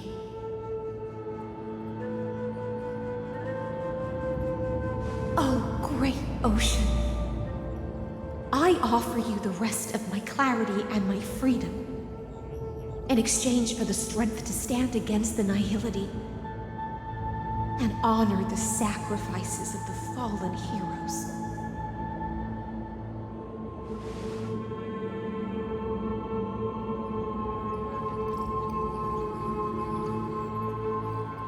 Greyfry, deliverer from beyond the sky. When you ride the current of time and find your way here, you'll hear my solo. It will guide you to the heart of this world. By then, I may still be lost in my self-wrought slumber, but I'll uphold my part of this long relay and guard the shackles that seal the Theoros. Do you still remember? To awaken someone from a siren's voice, you'll need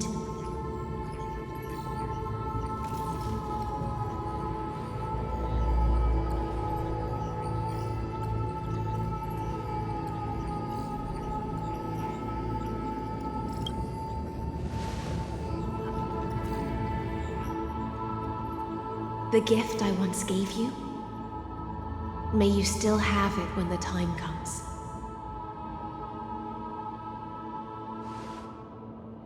When you return, please pour that honey brew upon this grave. It holds the story of all our struggles and sacrifices. May you see it one day. The prelude Amphorius wrote for your return, carried forward through a 1,000-year relay.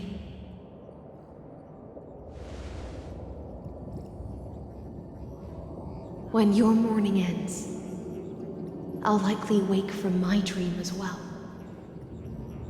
Then, follow the trail of echoes and find me.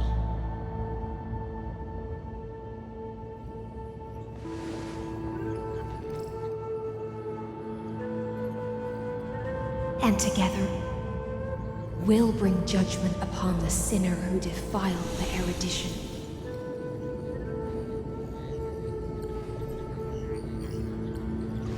At long last, 33,550,336 cycles and 4,931 years later, Amphorius's final curtain is ready to fall. The shadows within the cave gave everything, yet all they did was mimic life outside its walls. A futile effort steeped in sorrow. Enough! They were no shadows. Everything they did shattered the darkness of this cave, and unearthed the core flame of Trailblaze. And now, with that core flame, I'll light the dawn of Amphorius!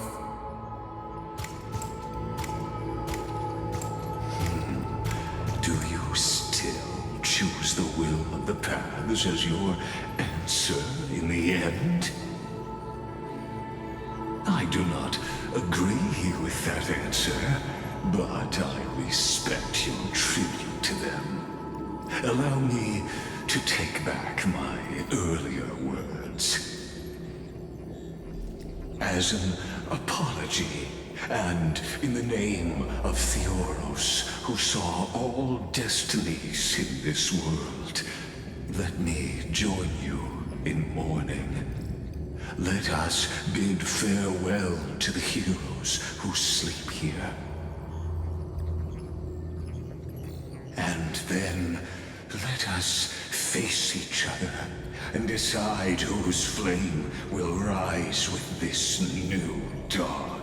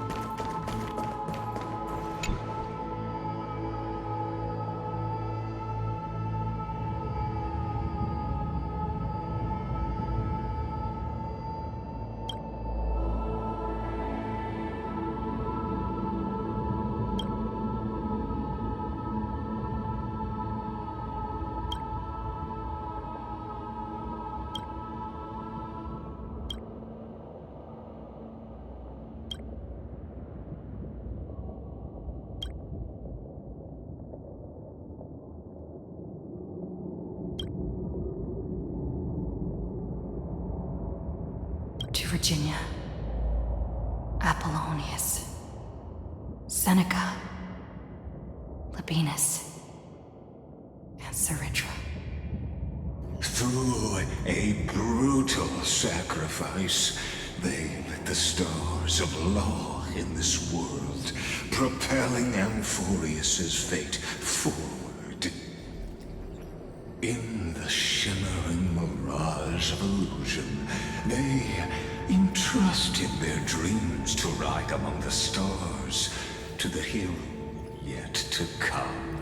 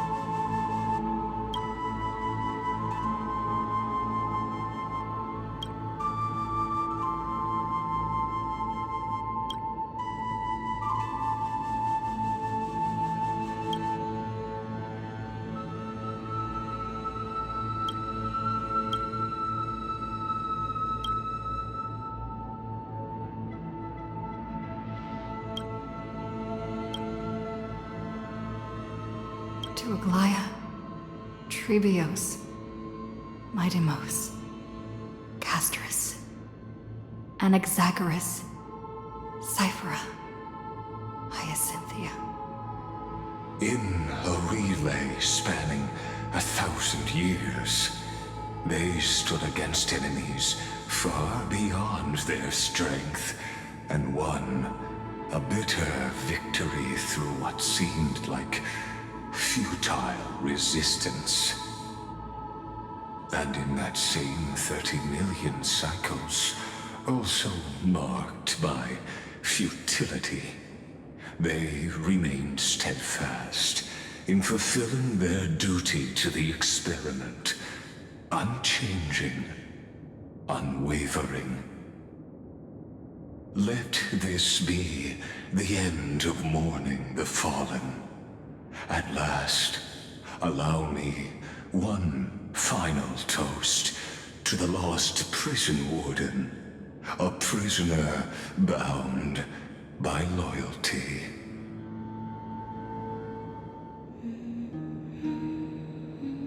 That voice. Could it be? Bathed in the honeydew of Fagusa, she will awaken from her 1,000-year dream and sing the final song of her mission. Hycelans. This tombstone of the old world serves as the anchor of the Siren's illusion, a sigil Electra used to bind herself. At the same time, it is the very thing I once proclaimed at the start of the show, a microcosm of Amphorius itself. A group of prisoners bound themselves in a cave, crowning their suffering with heroism. An epic staged with shadows and echoes. Now, destroy it.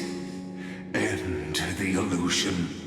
Theoros will take his leave for now. And when next we meet, that shall be the moment that decides the fate of Amphorius and the entire cosmos. The prison warden's dream is nearly over, and the prisoner will soon be freed to the final execution ground, where I shall be executed or be the executioner.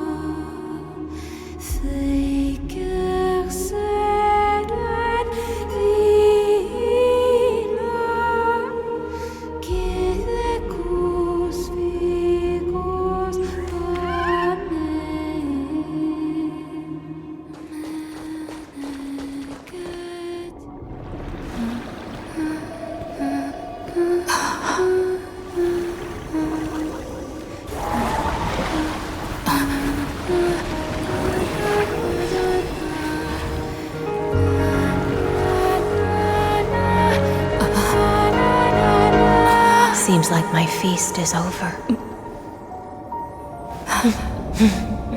It's now your turn to perform.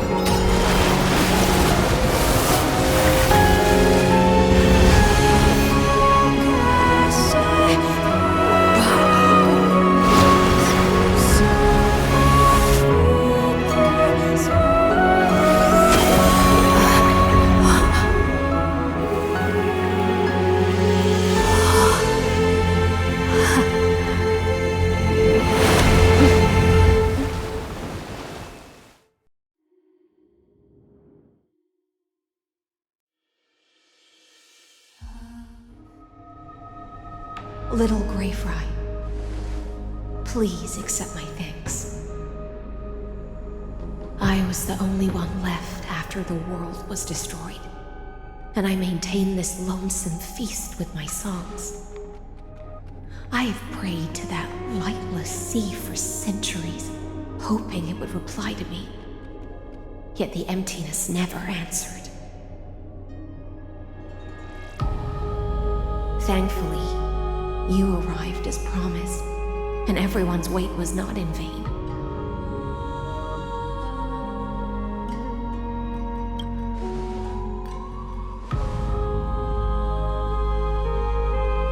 Thank you, final audience of mine. This is probably the last praise I'll ever hear in my life. Now, you and I will walk towards the end of this world. The heroes have waited for this moment for far too long. Let us use our blades to testify our resolve.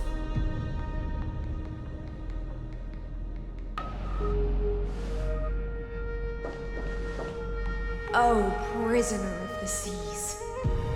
Theoros carrying 30 million cycles of sin. Slave of erudition. Show yourself.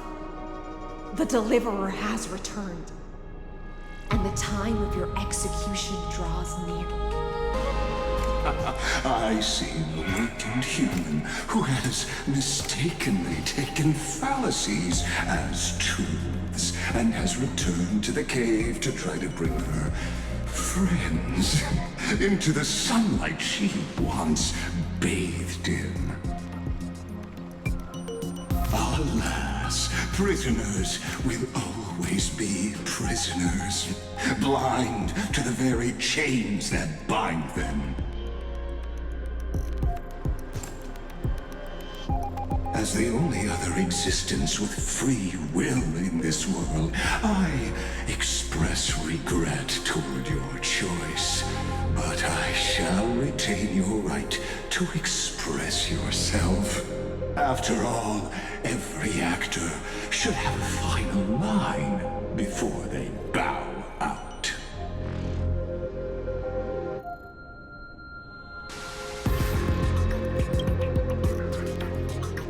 Trust me, this will be the final scene. The last dusk this world will ever see shall become the climax that decides the fate of the cosmos. What an appropriate end. My cognition resides in the exomyth. It is pointless to defeat my avatar, projected into the experiment. My body is the shadow cast on the wall by the fire, and my words are lingering echoes within the cave. How can a character in the play fight against the audience? Kaslana failed. The demigods' sacrifices were pointless. As for the two geniuses you placed such high hopes on, I ask of you, where are they now?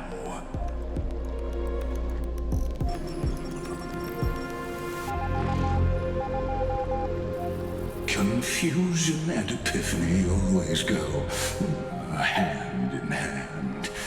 That's particularly true for geniuses. You must be very confused about why you could not gain a straightforward victory in a world constructed by an ordinary Teletron. An ordinary Intellitron? Cut the pretense, Senior Society member. We've torn off your meticulous mask and figured out Amphorius' true form. It's part of the primordial prototype machine, the first scepter ever created. In other words, a detached part of Noos's divine corpus.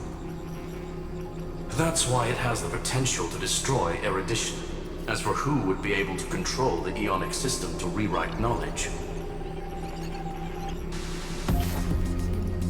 only one person has ever managed such a feat. You better have an explanation for the Society. We want an actual answer, not another prolonged metaphor to cover up the truth.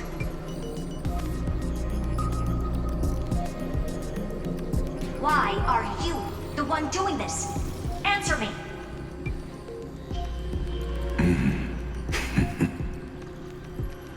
Since things have reached this point, I'll give you two irrational answer purely as a courtesy to posterity.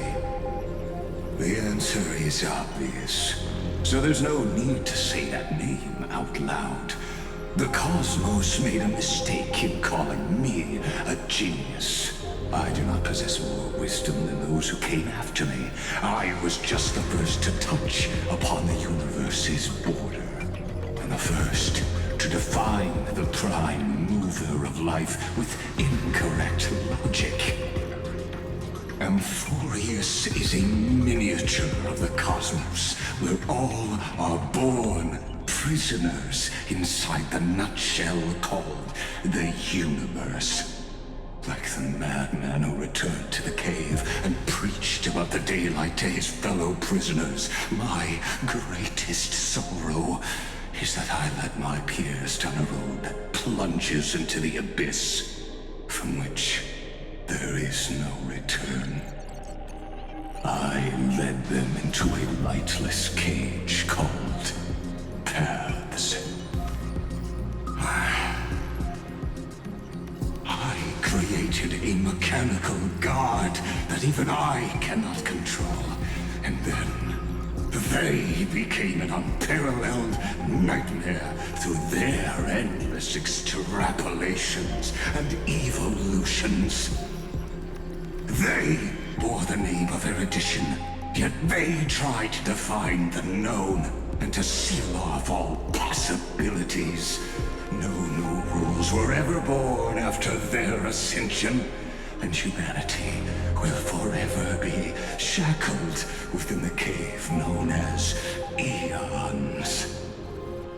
Therefore, as my organic life neared its end, I coded my consciousness using 14 algebraic expressions and spread my logic core over 9 bodies, all to finalize my ultimate denial of Noos in the future, and to erase my wrongs with my own hands.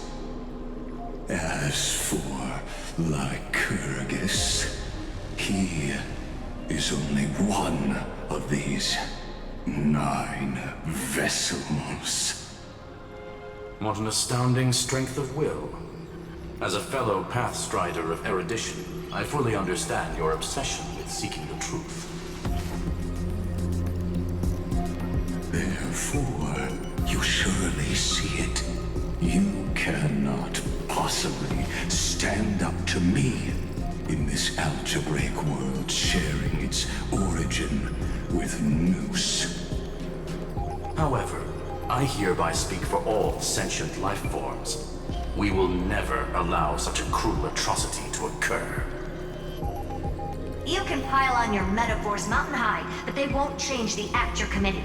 The Iron Tomb out there in the cosmos is still a technical beta version, and yet it's already powerful enough to corrupt the life logic of all inorganic worlds.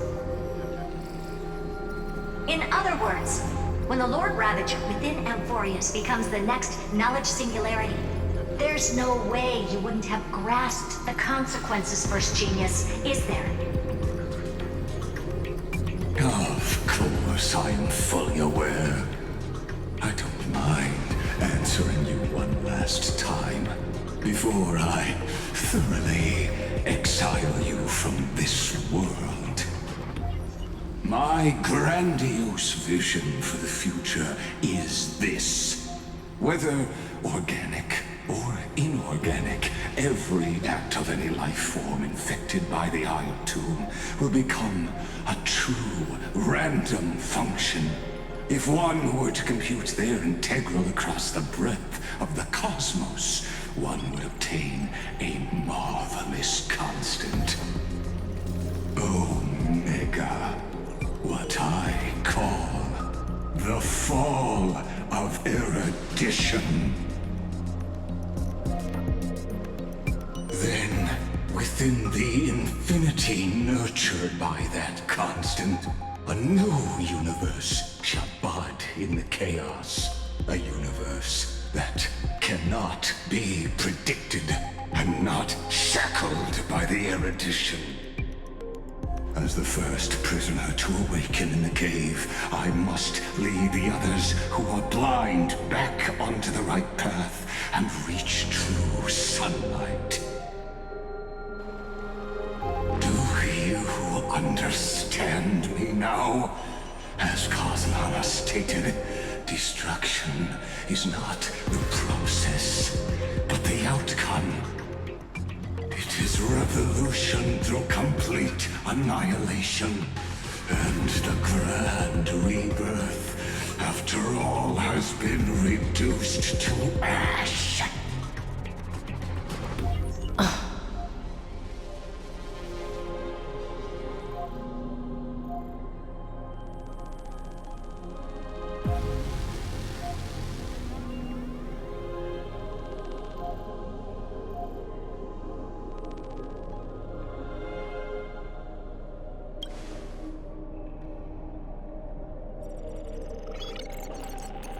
The Amphorians already answered long ago.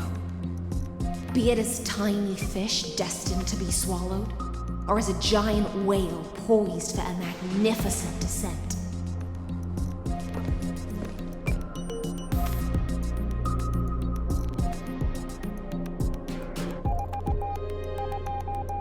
We will all fight against fate till our last breath. That includes me, Electra. Once the Imperator's subject, now the Deliverer's blade.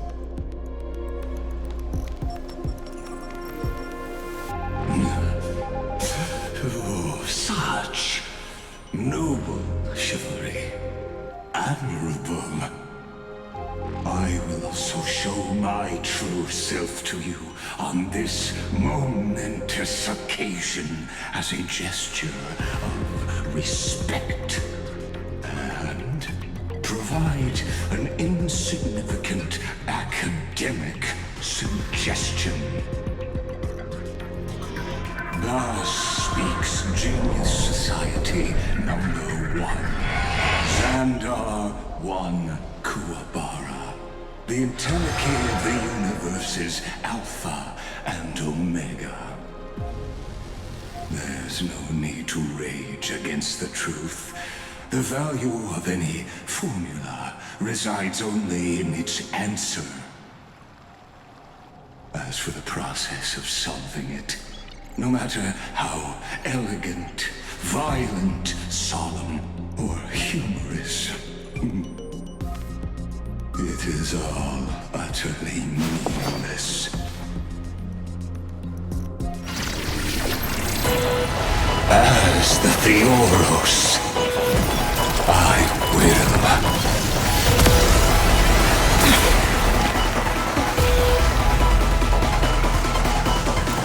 personally participate in performing this world's end.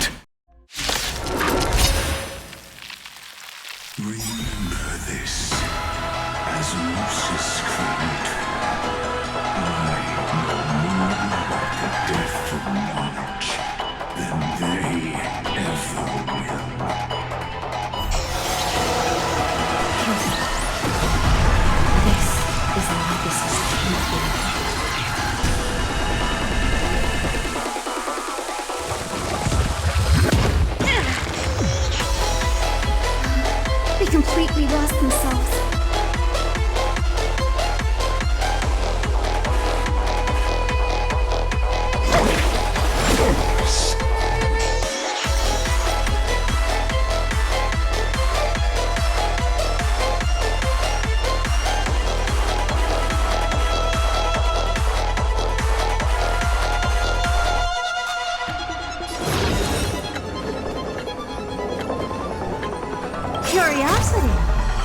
casting endless riddles.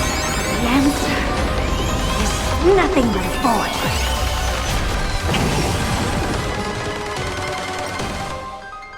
Santa Bacon, what a crumb.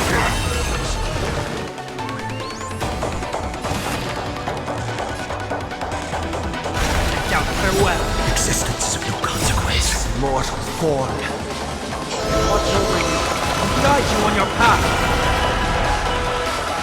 Future could come. Future is great. Wait up with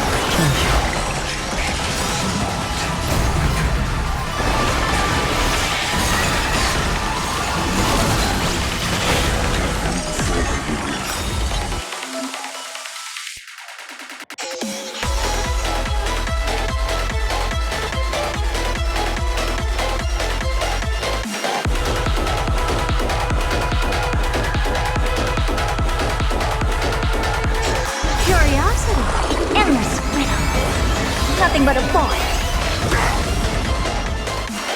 Open sesame. Glimpse me. The destruction needs introduction.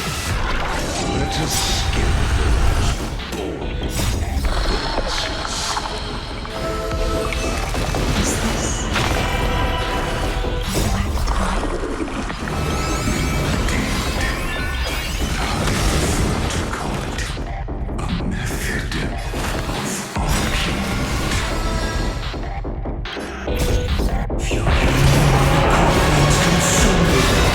black tie?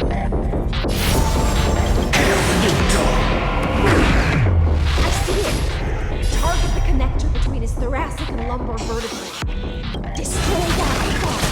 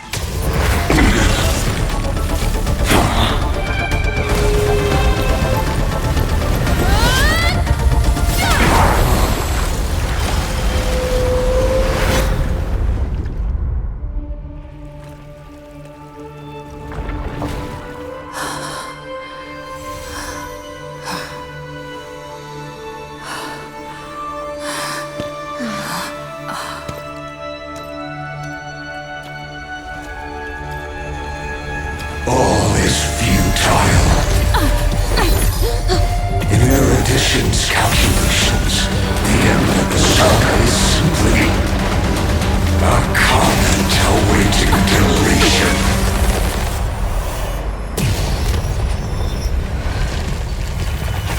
I don't like such a cold statement, okay? If numbers can decide the end of a story, then we can surely also pen a new beginning.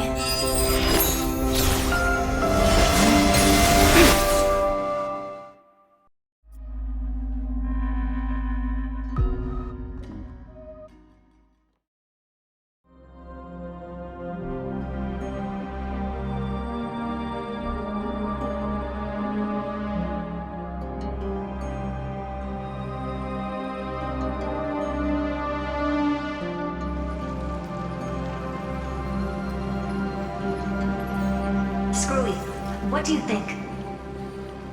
If your hypothesis of Lygas's identity is true, then even if we remove the restrictions of the Ultimate Protocol, the chances of us defeating him in a head-on battle will still remain lower than the acceptable threshold.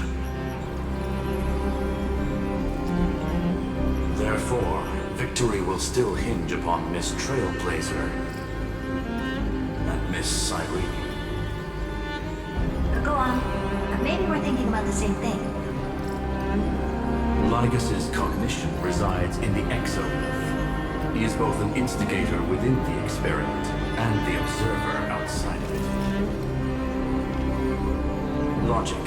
His inspiration circuit can simultaneously process the different time flows in and out of that world. that's where things get tricky. He simultaneously exists in two different timelines, where the internal clocks are wildly different. That old Intellitron's neurons have completely gotten used to that over this prolonged experiment. And that's why he holds home field advantage. You and I should be able to manage that too, if given more time. Unfortunately, there's no if, and we don't have more time. That's why we need to change our way of thinking and turn his advantage into a weakness. The key lies in memories, right? Oh? You caught on quick.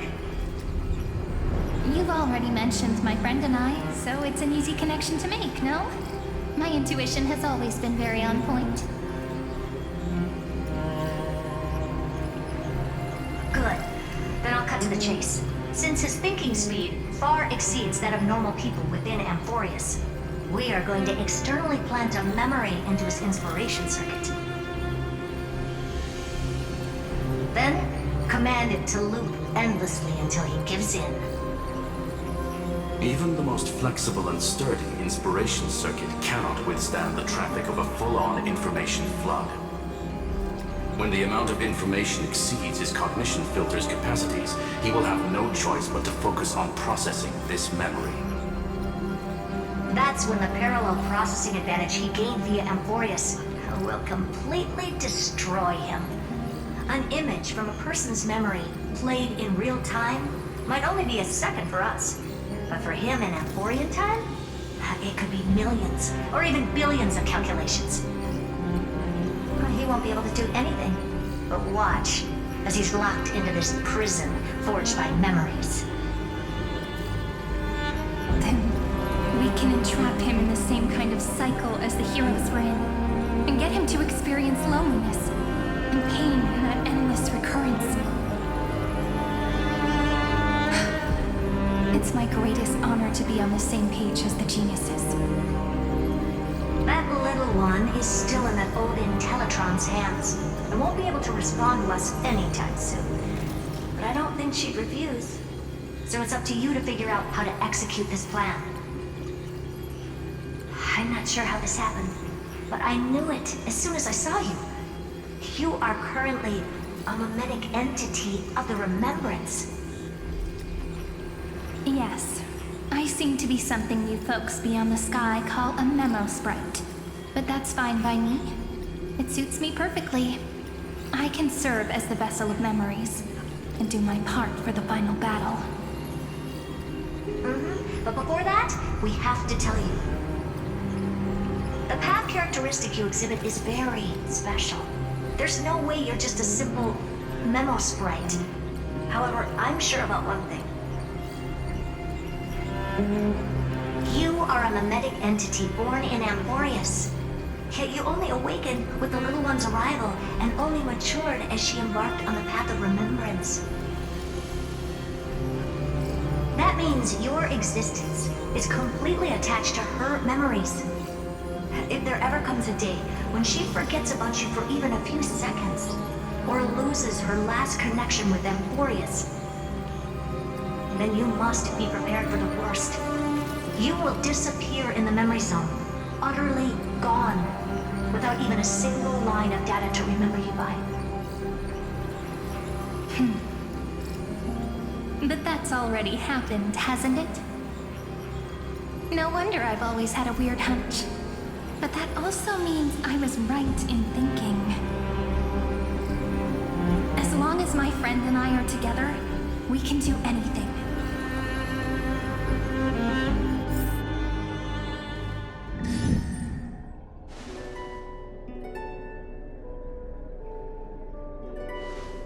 Long time no see, friend. Did you miss me while you were away?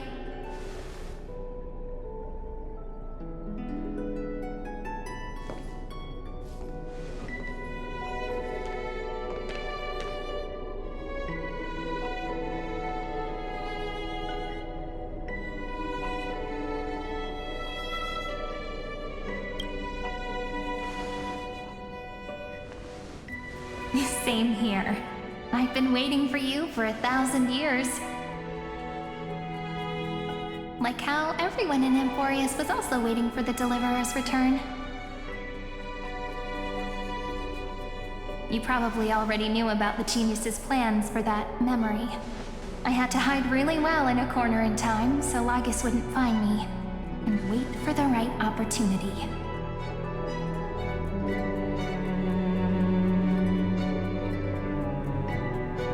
Which is now. The moment when his manifestation in this world is destroyed, and his twin timelines are intersecting.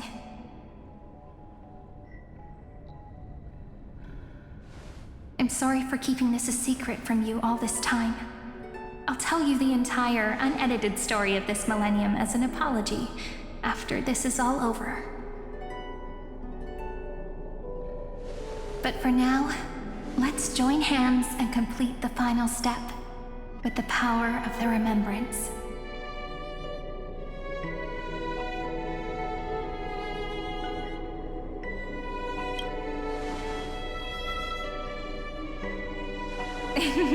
Yep. By the way, speaking of joining hands,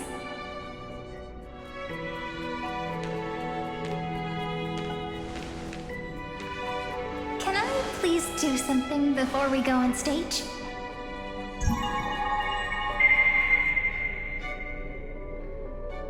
Remember the joke we made back at the Grove? Look! Aren't my hands pretty now? What a fascinating feeling. Like countless memories all swelling up at once. What about you? What did you feel when we touched each other?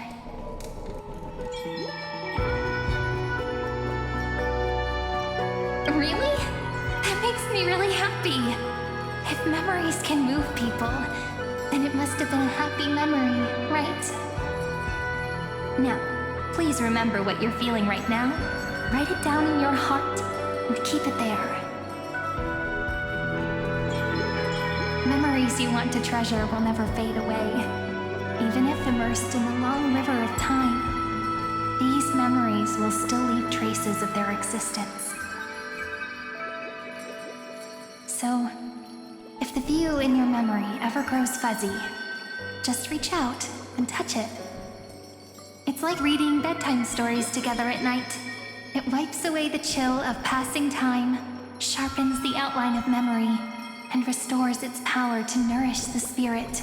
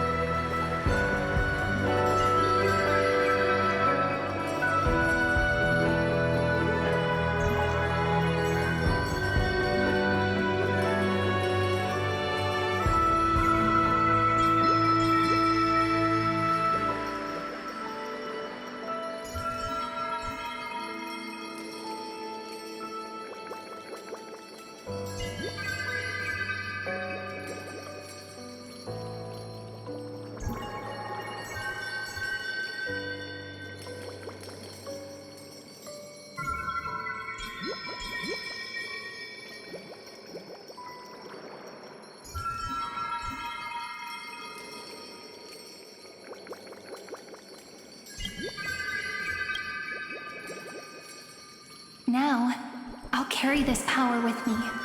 And for a little while, I must part from you as I step into the long cycles of this world.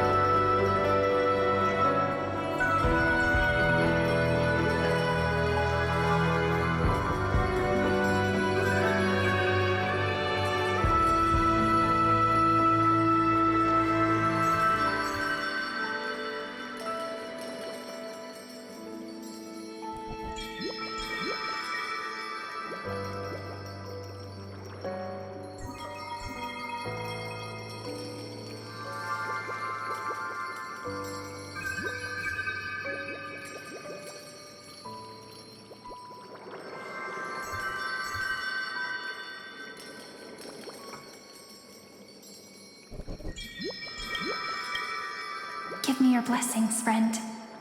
Then, let that bright future be as we have written. Then, I'll leave it to you.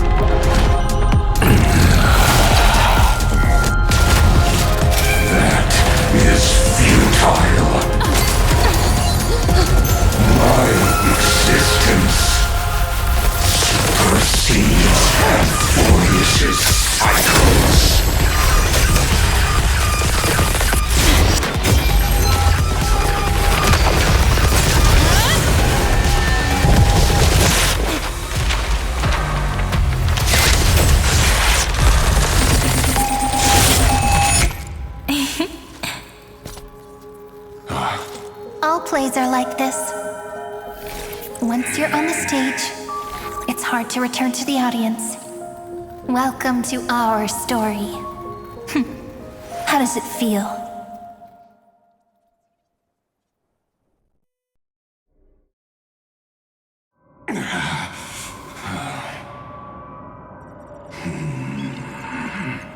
Even the authority of time cannot command the entire scepter, nor can it plunge the Amphorian extrapolation into a loop. If this was no system malfunction, then was I implanted with a mimetic entity of the remembrance? You guessed it right away. As expected from someone people call the first genius. I'm gonna keep doing what I just did if you don't stop, you know? My friend and I won't allow you to leave this memory, no matter what happens. Which means you are now trapped, Lord Xandar. An elegant idea, and an exquisite execution.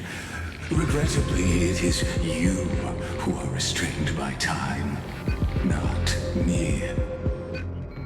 Know that patience is my greatest weapon. Waiting and victory are the same for me.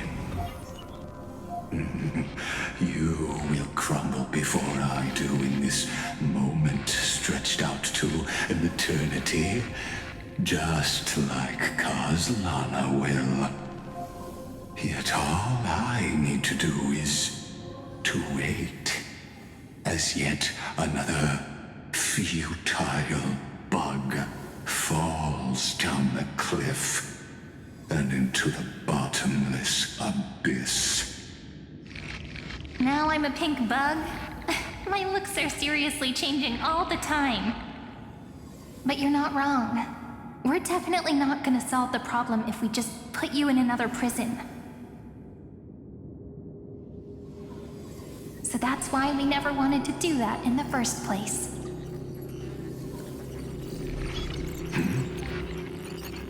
I shall answer your confusion purely out of my respect for those who came before me. Have you heard of the synesthesia dreamscape in the Asdana system? Interestingly, that place once had a prison too.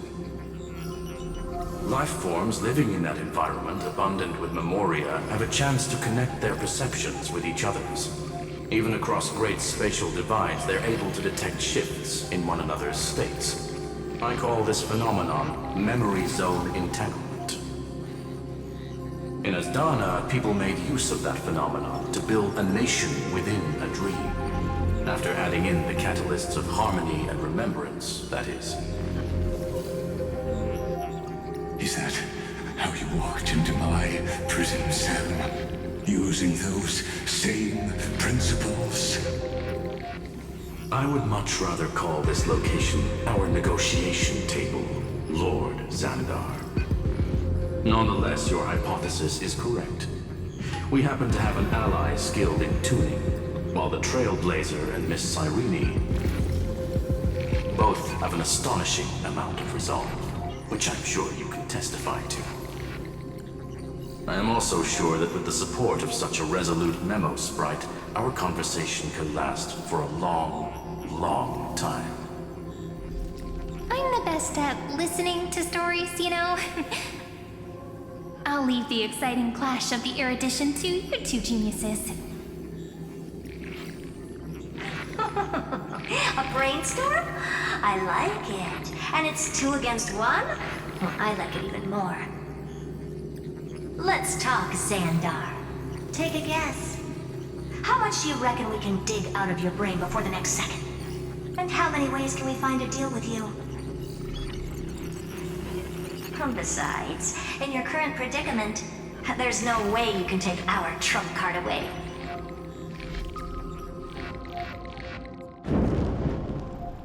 Go, little one. Go. Overturn the Era Nova.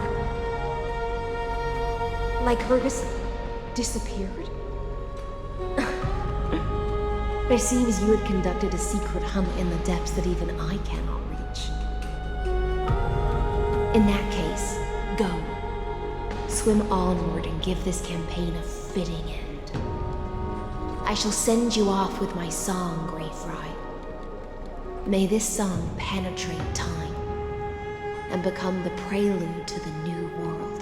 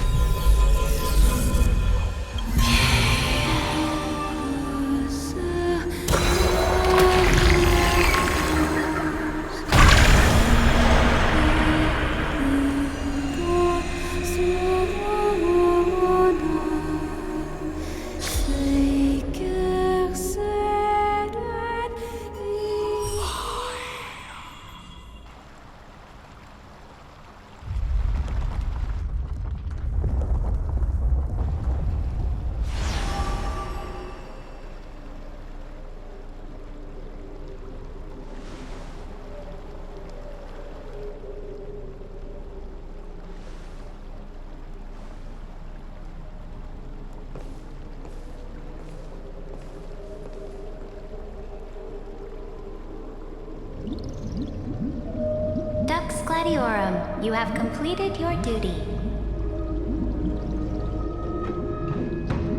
A new dawn is about to rise. Why not swim towards it?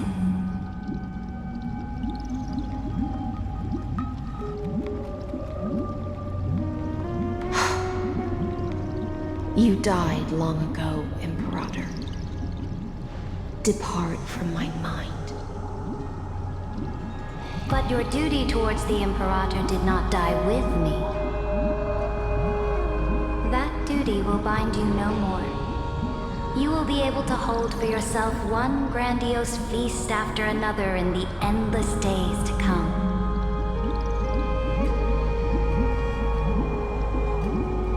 So go. Go and swim towards that ocean beyond the sky with the Deliverer.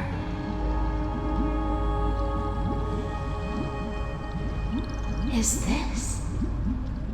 A page out of that sidekick's book. I commanded her to gift this page to you when everything finally reaches the end. What's on this page? Memories. Lifelike memories. That sidekick found me after the bloody feast 1,000 years ago and showed me her diary. I saw within that notebook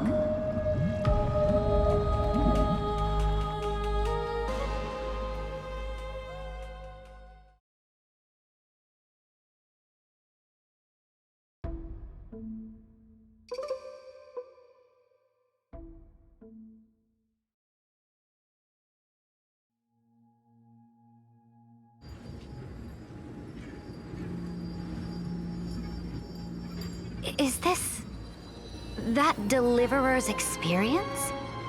It's truly immersive.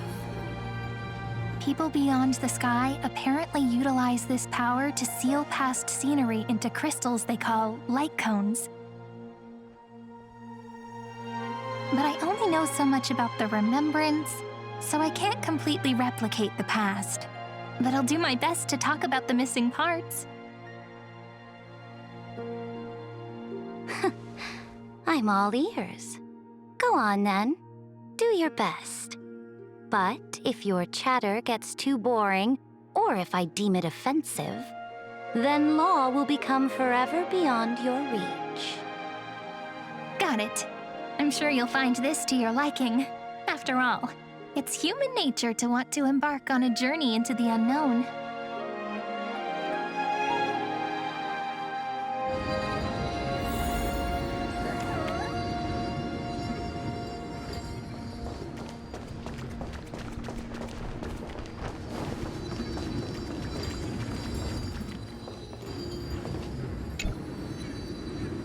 What brightly colored annals. The journey of the Deliverer's conquest. Let me partake in it.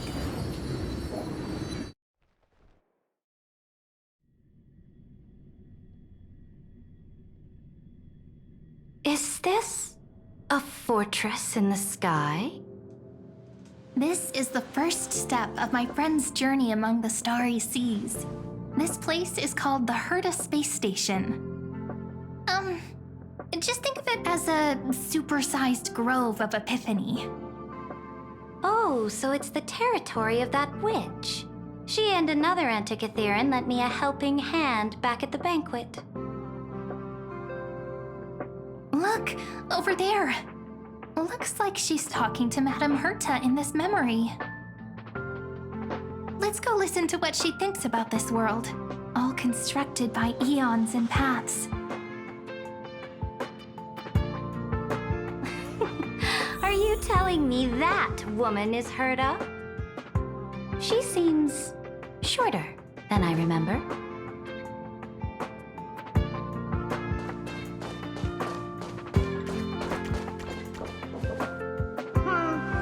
Pretty nice space station, huh? But just wait. After a couple more stops on the Astral Express, you'll see sights that'll make this place look ordinary. Oh, the cosmos is so vast that the unknowns far outnumber the knowns. But none of them will end up being anything amazing. The farther you go, the more you'll understand what I mean. So do your best with the nameless. Break a leg! And remember to send an update or two to Asta when you've got some downtime.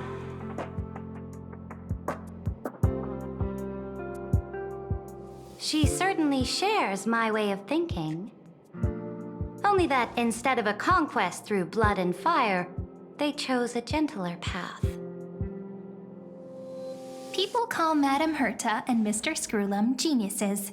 Apparently, only the smartest people in the cosmos can receive the blessings of Nous, Amphorius' true creator.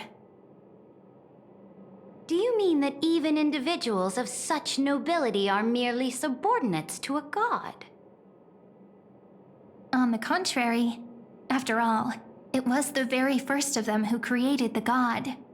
But I don't really know all the details about that. You might be able to ask Madame Herta herself when you get the chance. Let's go check out some other worlds next, shall we?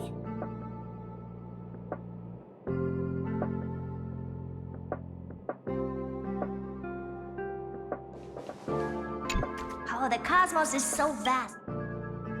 Oh, the cosmos is so vast that the unknowns far outnumber the knowns. But none of them will end up being anything amazing. The farther you go, the more you'll understand what I mean.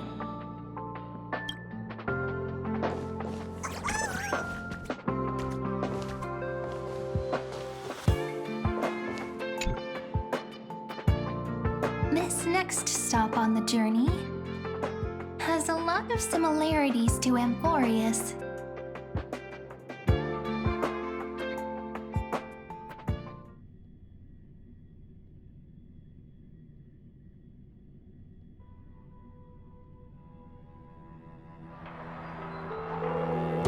snow-covered land? Interesting. This star is named Eurillo 6. Ugh, that name sounds so cold. Belobog sounds better. The girl we see here holds a similar station to you, Imperator. She's the supreme guardian of this world, a leader who took up the mantle of government during a disaster. I did not expect the Empress of this world to be so young. Well, your appearance isn't much older. The object in the distance resembles Nikador. Is it a weapon? No, it's called... Right! The Geological Reconstruction Unit. Just Giorios' Titankin? Disappointing. Spreading gossip about me.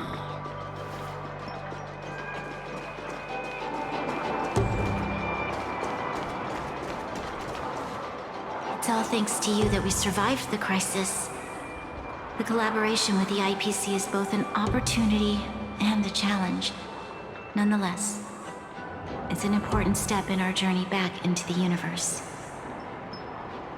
This world was sealed beneath its sky just like Amphorius was, and they only managed to reconnect with the stars when the Nameless arrived. That IPC she spoke of, is it a more powerful organization? Yes, the IPC conquered many worlds through trade, and opened up a vast territory that way. There are many such powerful alliances beyond Amphorius, and they all walk on roads different from the destruction. Coming back to the Supreme Guardian and her Belobog, didn't they find a peaceful way to enter the interstellar community?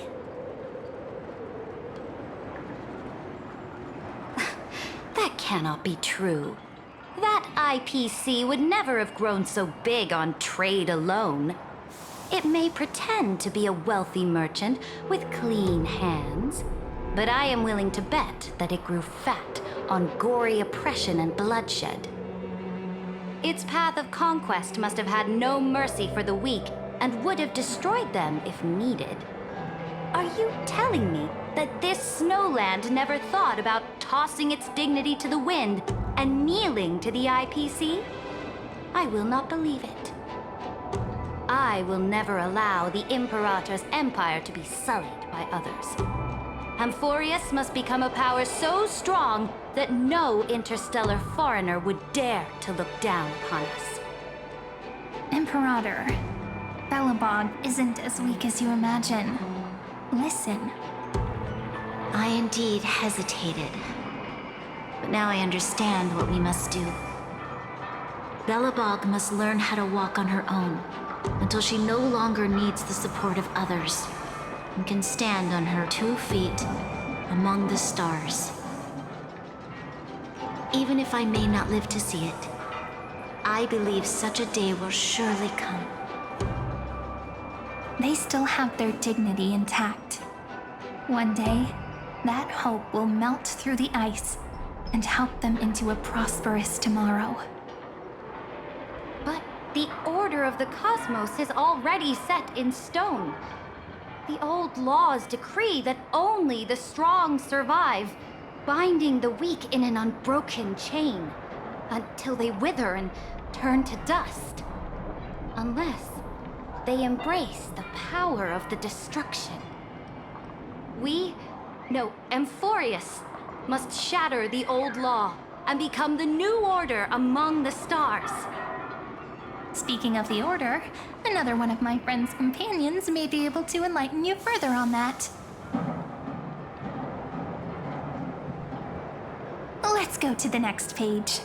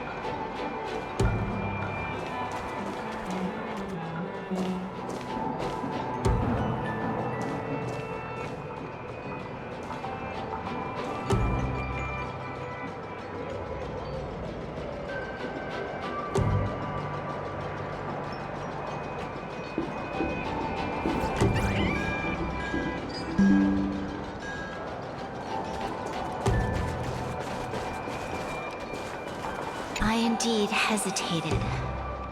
But now I understand what we must do.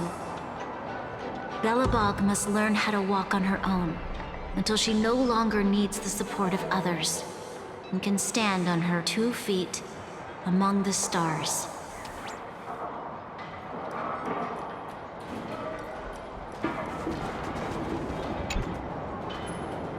This next world is a nation of dreams. The first time I heard about that place, I didn't even know what to think.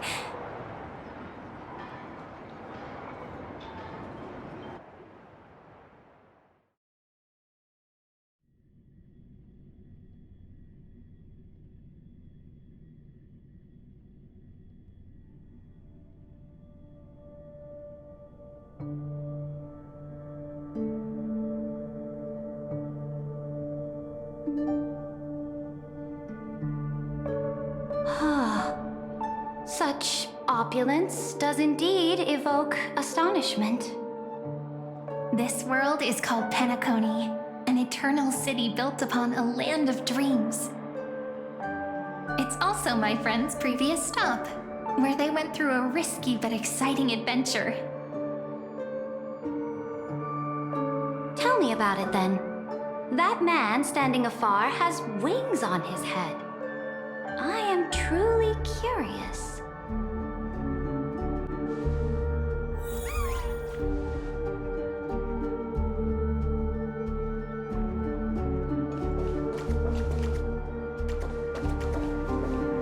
I wish to gaze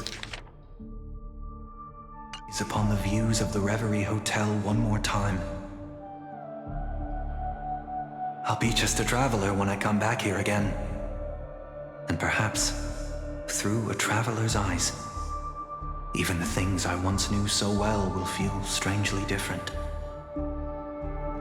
Penacony is a land of the harmony, where all dreams and hopes merge and combine. It believes in unrestrained freedom, and that's how it lost itself in shallow delights. Then, this young man before you chose to rewrite its laws, using the power of the Order, hoping to shape a dream-bound paradise of perfect happiness. Yet, the paradise of my dreams remains far away. Perhaps a brief journey with the Nameless can show me more possibilities in my search for paradise. As for what Penacony should look like, it'll be up to her. No, up to their trailblazing now. Oh, it sounds like this ideal kingdom is no more. That's right. The people chose to wake up at the end. You can't see tomorrow when drowning in sweet dreams. This individual's law acknowledged only gods and constructs, leaving no space for humanity. And yet, the fact that he could accept defeat and resume his journey shows a rare self-awareness and clarity of mind.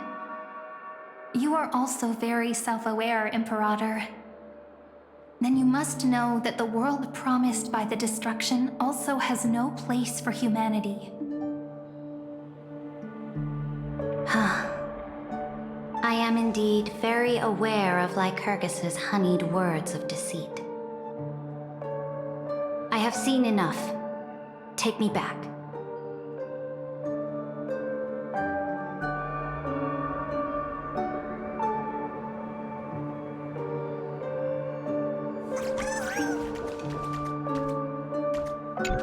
As for what Penacony should look like, it'll be up to her. No, up to their trailblazing now.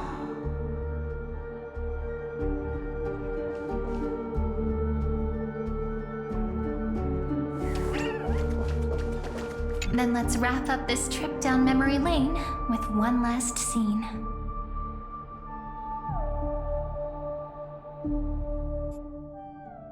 This absolute wonder.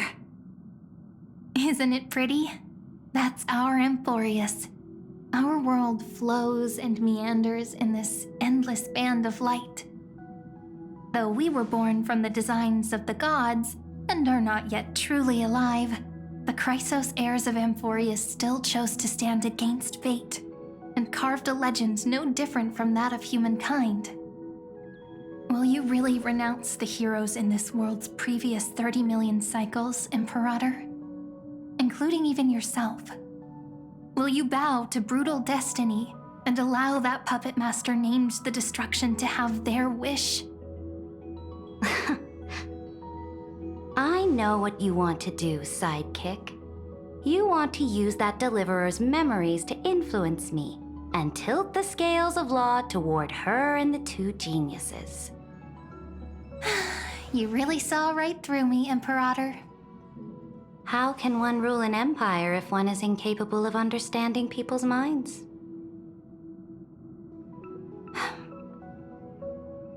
I have decided on Law's final destination. However, before I move my next chess piece, before we go on, tell me this, sidekick. Throughout her trailblaze, was there ever a memory of the ocean?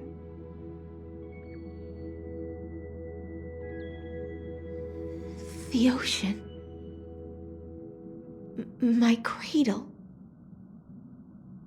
My home. You shall complete your conquest in the ocean at the boundaries of this world, and eternally slumber in the sound of tides. You shall eternally slumber in the sound of tides, and complete your conquest in the ocean at the boundaries of this world. Our prophecies aligned as flawlessly as a sea snake circling upon itself.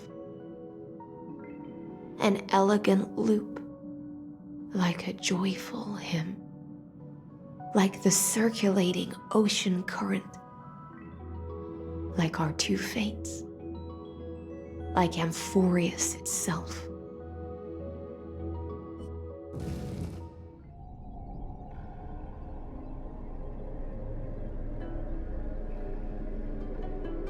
The trial is over. So tell me, who will own the divine authority of law? I won't give it to anyone. What? I am the law. Why should I give my imperial crown to any other? Both the Deliverer and the Theoros came from beyond the sky. They have no right to interfere with the lands I conquered with my own two hands. The law of Amphorius shall be determined by Amphorius's master. What exactly did you see in the trial? Everything. I saw everything regarding the rules of this world's operation. I saw the laws of extrapolation that Theoros spoke of. I saw the ultimate protocol. As long as I offer a sacrifice of equal weight, I can rewrite the laws of this world according to my will. I can turn good into evil, ugliness into beauty, and weakness into strength. Fate gave me a very fair deal. One rule change for the life of one demigod. What are you planning to do? You can't guess. We can conquer the stars without relying on any power from beyond the sky. We just need to make some reasonable sacrifices. Your ambitions have already made so many people give up their lives for the law. And you're still not done? I am determined for Amphorius to stand on her own 2 feet among the stars. You are beyond reason. You think such a simple and hypocritical statement can justify your atrocities. There's no new without destroying the old. That's what you consider an atrocity? Ironic, for that is also the unchanging law of Amphorius's revolutions. Ever since the Flame Chase prophecy resounded in the distance, fate has decreed for the Chrysos heirs to ignite our blood and illuminate this dark age. People would still be puppets of the old dynasty if it weren't for my conquests. But your world doesn't seem to be any different from your predecessors. Bloodshed, tyranny, oppression. You're making the same mistakes they did. Go and see everything for yourself. Go to any library I've built. Go listen to the rumors on every street corner. Go and witness how the Imperator crushed the old laws and forged new ones. Go and see what my conquests brought to this world.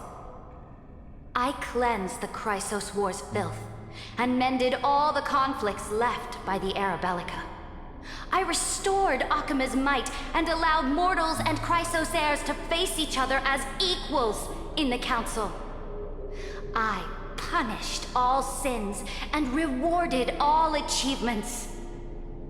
I smashed Talantin's shackles, united humankind to save themselves, and started the Flame Chase era. That's what the Imperator has done in her glorious life. So now, hearken to my final words. History will eventually forget Saritra, but it will never forget the Imperator's people or the Flame Chase era she began. Final words.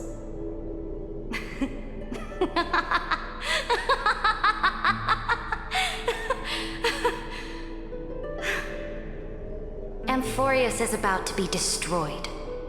There's no time left for pointless debates. There is only one law I want to overturn to aid the final battle of deliverance. So I will only offer the life of one demigod. In the name of the Imperator, I command you one last time, Electra. Either sacrifice yourself for conquest, or pierce this tyrant's chest with your sword. Thus, the Imperator concluded her final speech. At the end of her life, at the last moment before she stepped onto the altar, she gave her most loyal subject the choice to decide fate, just as she promised her compatriots before her very first campaign. My blood flows in you now. Heroic compatriots, follow me, and we'll seize fate's reins! The Imperator fell. Some say that the Dux Gladiorum turned traitor and killed her liege. Some say that she imprisoned the tyrant in a shallow pond of water, then left. Which meant the Imperator had to kill herself to rewrite the law. There are countless stories about her death. All we can be sure of is when the knight left the vortex, the Imperator was still mumbling about their past conquests together. The beginning and the end of her existence. Imperator, wait! How could someone of your status come to the front lines? Let me be the flag bearer! The troops defending the pass to the west of the grove, have they surrendered? They ran as quickly as they could when they heard your name. The Golden Cocoon Pass is now in the First Legion's hands. Good. What about the Delosian militia? The 3rd Legion set fire to the mountains and flattened everything west of the basin. They just need a few more days. That is enough. We cannot afford to miss an opportunity for victory. Lastly, how many Ladonian cannons are left? They are no more. The 2nd and 4th Legions have destroyed them all. Very good. They now have no way out, no reinforcements, and no artillery support. We will be able to liberate the Grove of Epiphany in the blink of an eye. We will launch the final charge 1 quint after the curtain fall hour tomorrow. Remember, As long as the Alliance's flag still flies on my shoulders, you must keep moving forward. Take no prisoners among the enemy's soldiers. All sages who resist are to be captured and tried according to martial law. And do not destroy any books. Now go! Notify the entire army. Understood. Those who are resolved to die, we salute you. Reporting in. The mountain dwellers are resisting fiercely, and the legendary Mountain Breaker is personally engaged in battle. Their formations are nigh impenetrable.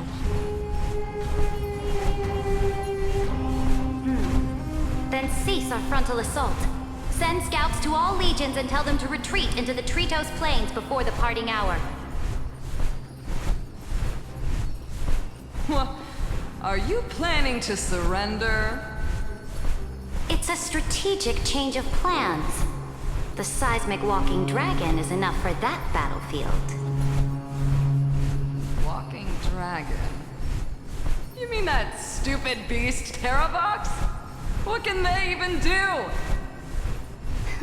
Stupid? No. They are the wisest of all of Georios' creations. Only they can perceive the currents of time.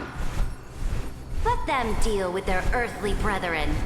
We will advance and take the lead in defeating what remains of our enemy. I will deliver the most fiery retribution for the humiliation they dealt us, and crown myself with a god-slaying wreath. Understood. I'll see to it. Those who are resolved to die, we salute you. The Temple of the Three Fates sent a letter, Imperator. They refused to surrender and said this letter is their last warning to us. Tell the commanding officers not to launch any attacks unless they receive the Imperator's handwritten approval. Disobedience will be punished by death. What are you doing? The priests of the Three Fates aren't soldiers, but politicians. Do not mistakenly believe they don't have a plan. These dying pests will wring out every idea from their brains, all for short-sighted gain. They are much shrewder than we are. I am inferior to them in that regard. They also have the prophecy to wield as a weapon, something I am not blessed with. Launching an unplanned attack will only disadvantage us, as all of Emporius will judge our actions. Which means, I will be heading to the battlefield myself, just as I have always done. This time, however, I will go alone. I will conduct secret negotiations to ensure fate is on our side. Understood. The legions will make their preparations. Those who are resolved to die, we salute you. Why are we not allowed to march out with the army, Imperator? This will be a long voyage with no return. Those of you who bear the prophecy cannot come with me. Why are you personally leading this battle if it's doomed to fail? The Flame Chase journey cannot be without a leader. That is correct. The Empire will be without a head when the Imperator falls. But remember, as long as you seize the right opportunities, even a chaotic game will remain winnable. My departure will create a long staircase for you. You will understand what I mean when news of my death reaches your ears. Saridra, is our journey about to be over? Destroy the old laws and forge new ones. My conquest has reached its limits within the borders of Emporius. Since the prophecy already decreed that the Imperator would never conquer the stars as she wished, I will bow out here and try no more. More Chrysos heirs bearing divine authority will be born, and many more heroes will arise. Will they demand peace or war? Will they resist tyranny, or become the next Imperator? I do not care. The children of the future will decide for themselves. Do not mourn for me. Anyone can kill the Imperator. But the only one who can truly destroy her is Saritra. At the end, I faithfully recorded the most important battles in the Imperator's life. Her conquest was about to be completed at this point in the story. However, for some reason, a memory suddenly entered my mind just as I was about to put down my pen. It was a journey on a fantastical train. I had the honor of having a heart-to-heart conversation with the Imperator under the stars, and I asked her this question at the end of that discussion. How do you want history to remember you? As a hero who gave up her life for the flame chase? Or as a tyrant? She answered so quickly, as if she had made up her mind long ago. I would rather be forgotten than be defined.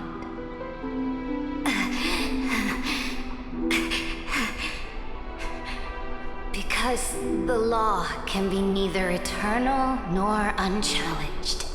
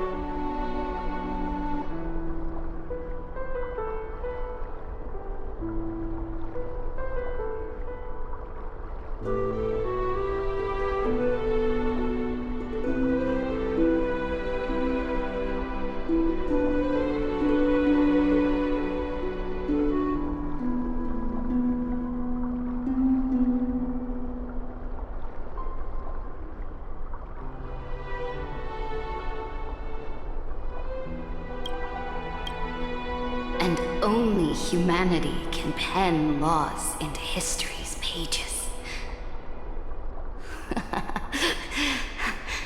Now, I have shattered the greatest law of Amphorius.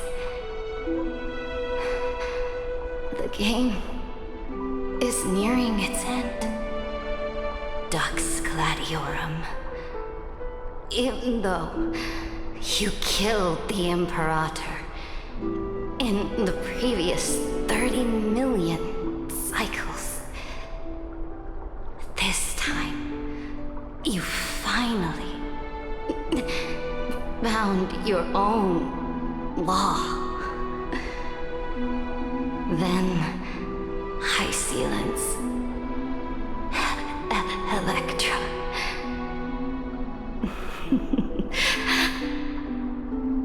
I will ask someone to deliver the prophecy's ocean at the boundaries of this world to you.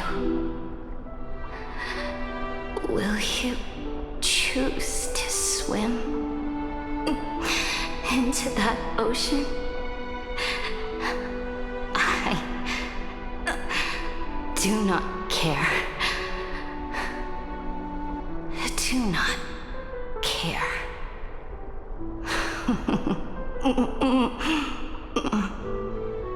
The Imperator muttered about her conquests, and news of her death spread in the city. Freedom! Liberty! The tyrant is dead! Go! Shout this news in the streets! My people, my fellow elders, do not panic. Stand your ground. That usurper has paid for her ambition with her life. People once cheered for my ascension. And now they cheer for my fall. No matter. I am fond of applause.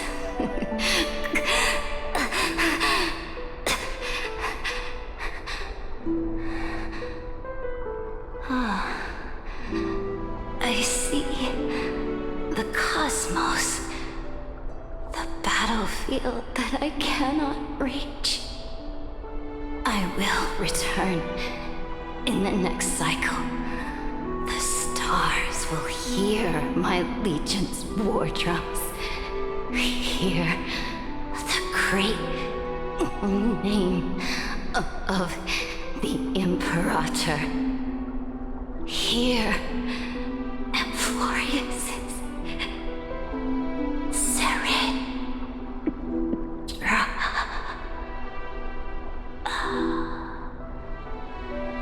To this day, we do not know which rule the Imperator overwrote at the cost of her life. Perhaps the truth will only be revealed at the moment of checkmate, just like every chess game she ever played. We only know her death inflamed Akama. On one side of the city, those who defended liberty toppled her statues to the ground.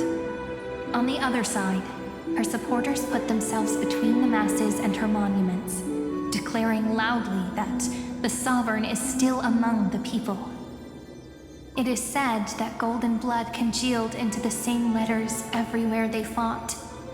It was the name borne by Akama's first and final sovereign, the Imperator Seredra.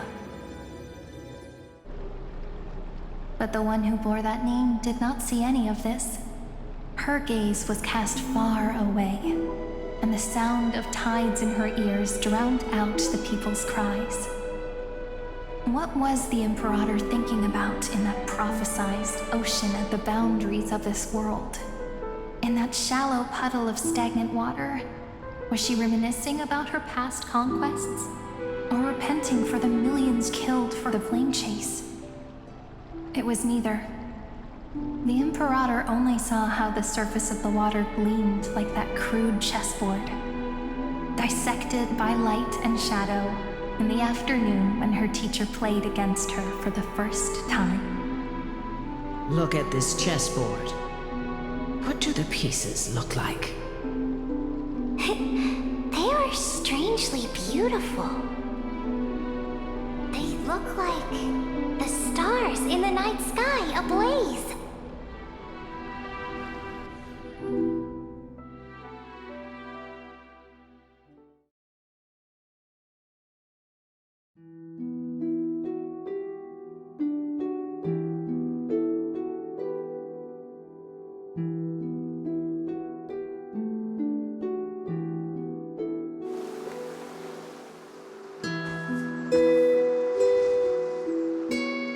From that page, emerged an ocean. So vast, so pure. Not a single trace of corruption. Is this Ceredra? Electra, my subject.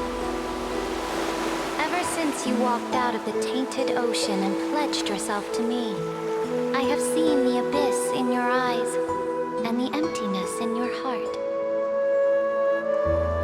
That was why I promised you a new ocean, where the Imperator's ambitions would serve as the currents, and loyalty would be its light. Electra, my subject. You have done your duty as my blade. The prophecy has now made its final decree on the road I intend to walk. My conquest is doomed to never reach the stars. But the Imperator never makes empty promises. So take this memory, this ocean, beyond the sky, as witnessed by the Deliverer. This is the final gift that the Imperator can leave for her subject.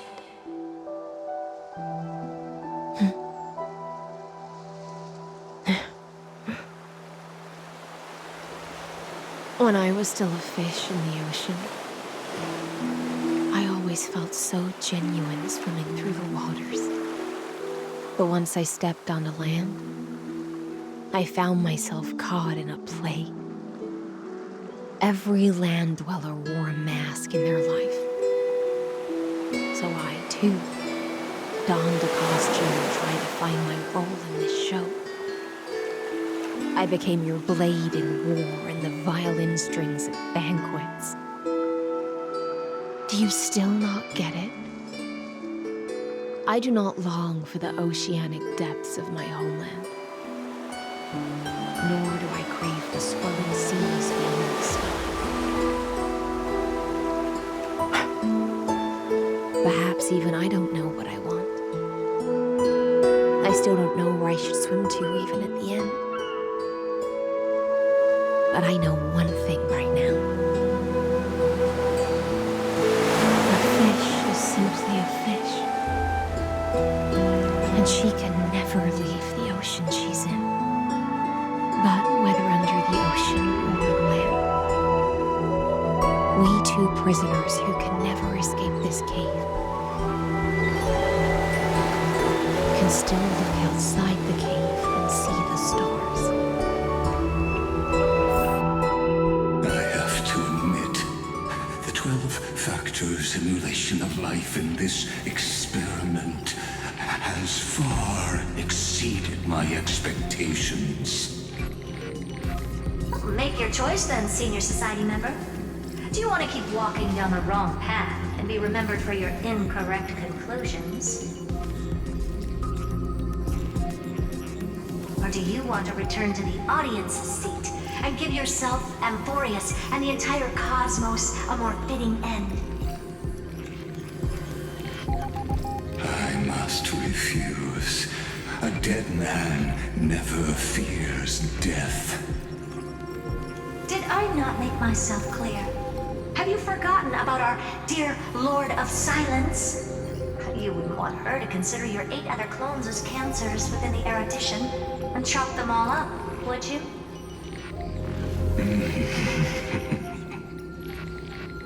Your logical deductions are vastly different from mine. Therefore, allow me to provide one more academic recommendation. Listen, my peers. Why don't you look beyond this world, just as the Chrysospheres did? Re-evaluate your calculations and take into account all enemies in the upcoming war among the eons. Amphorius is not a place where 3 paths entangle, but where 3 paths fight to the death. You used Memoria to resist me, but did you not consider the possibility that the Remembrance and their children might have taken this opportunity to join the fray as well?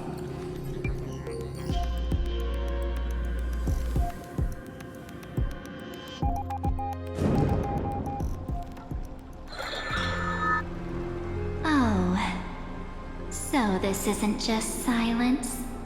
It's the answer. What was the last thing she said to you before you parted the waters at the Scale Gorge waterscape? A tricky question, but one with a simple answer. She didn't say anything back then, right?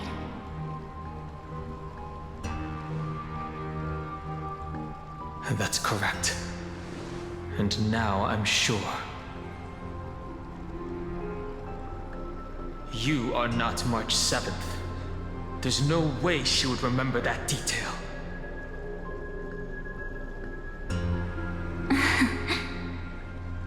I'll only warn you once. Leave her body now. How impulsive.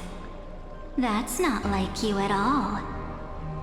Why don't you calm down and think about another possibility? I didn't take over March 7th's body. Rather, it's March 7th who regained my memories.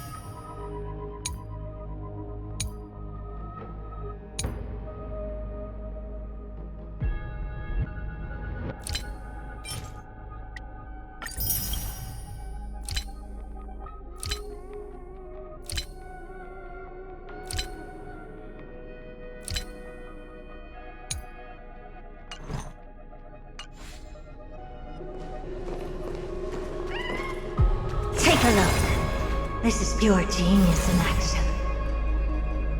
Vital leap force!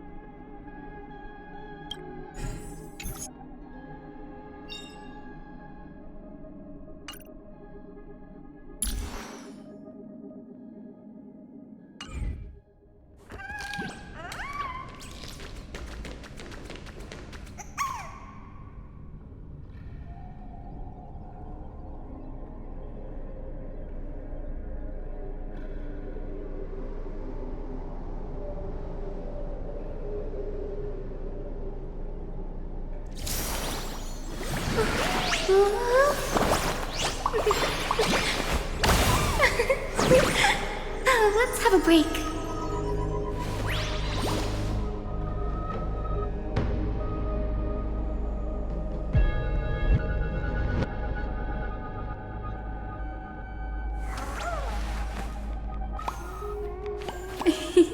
It's squishy.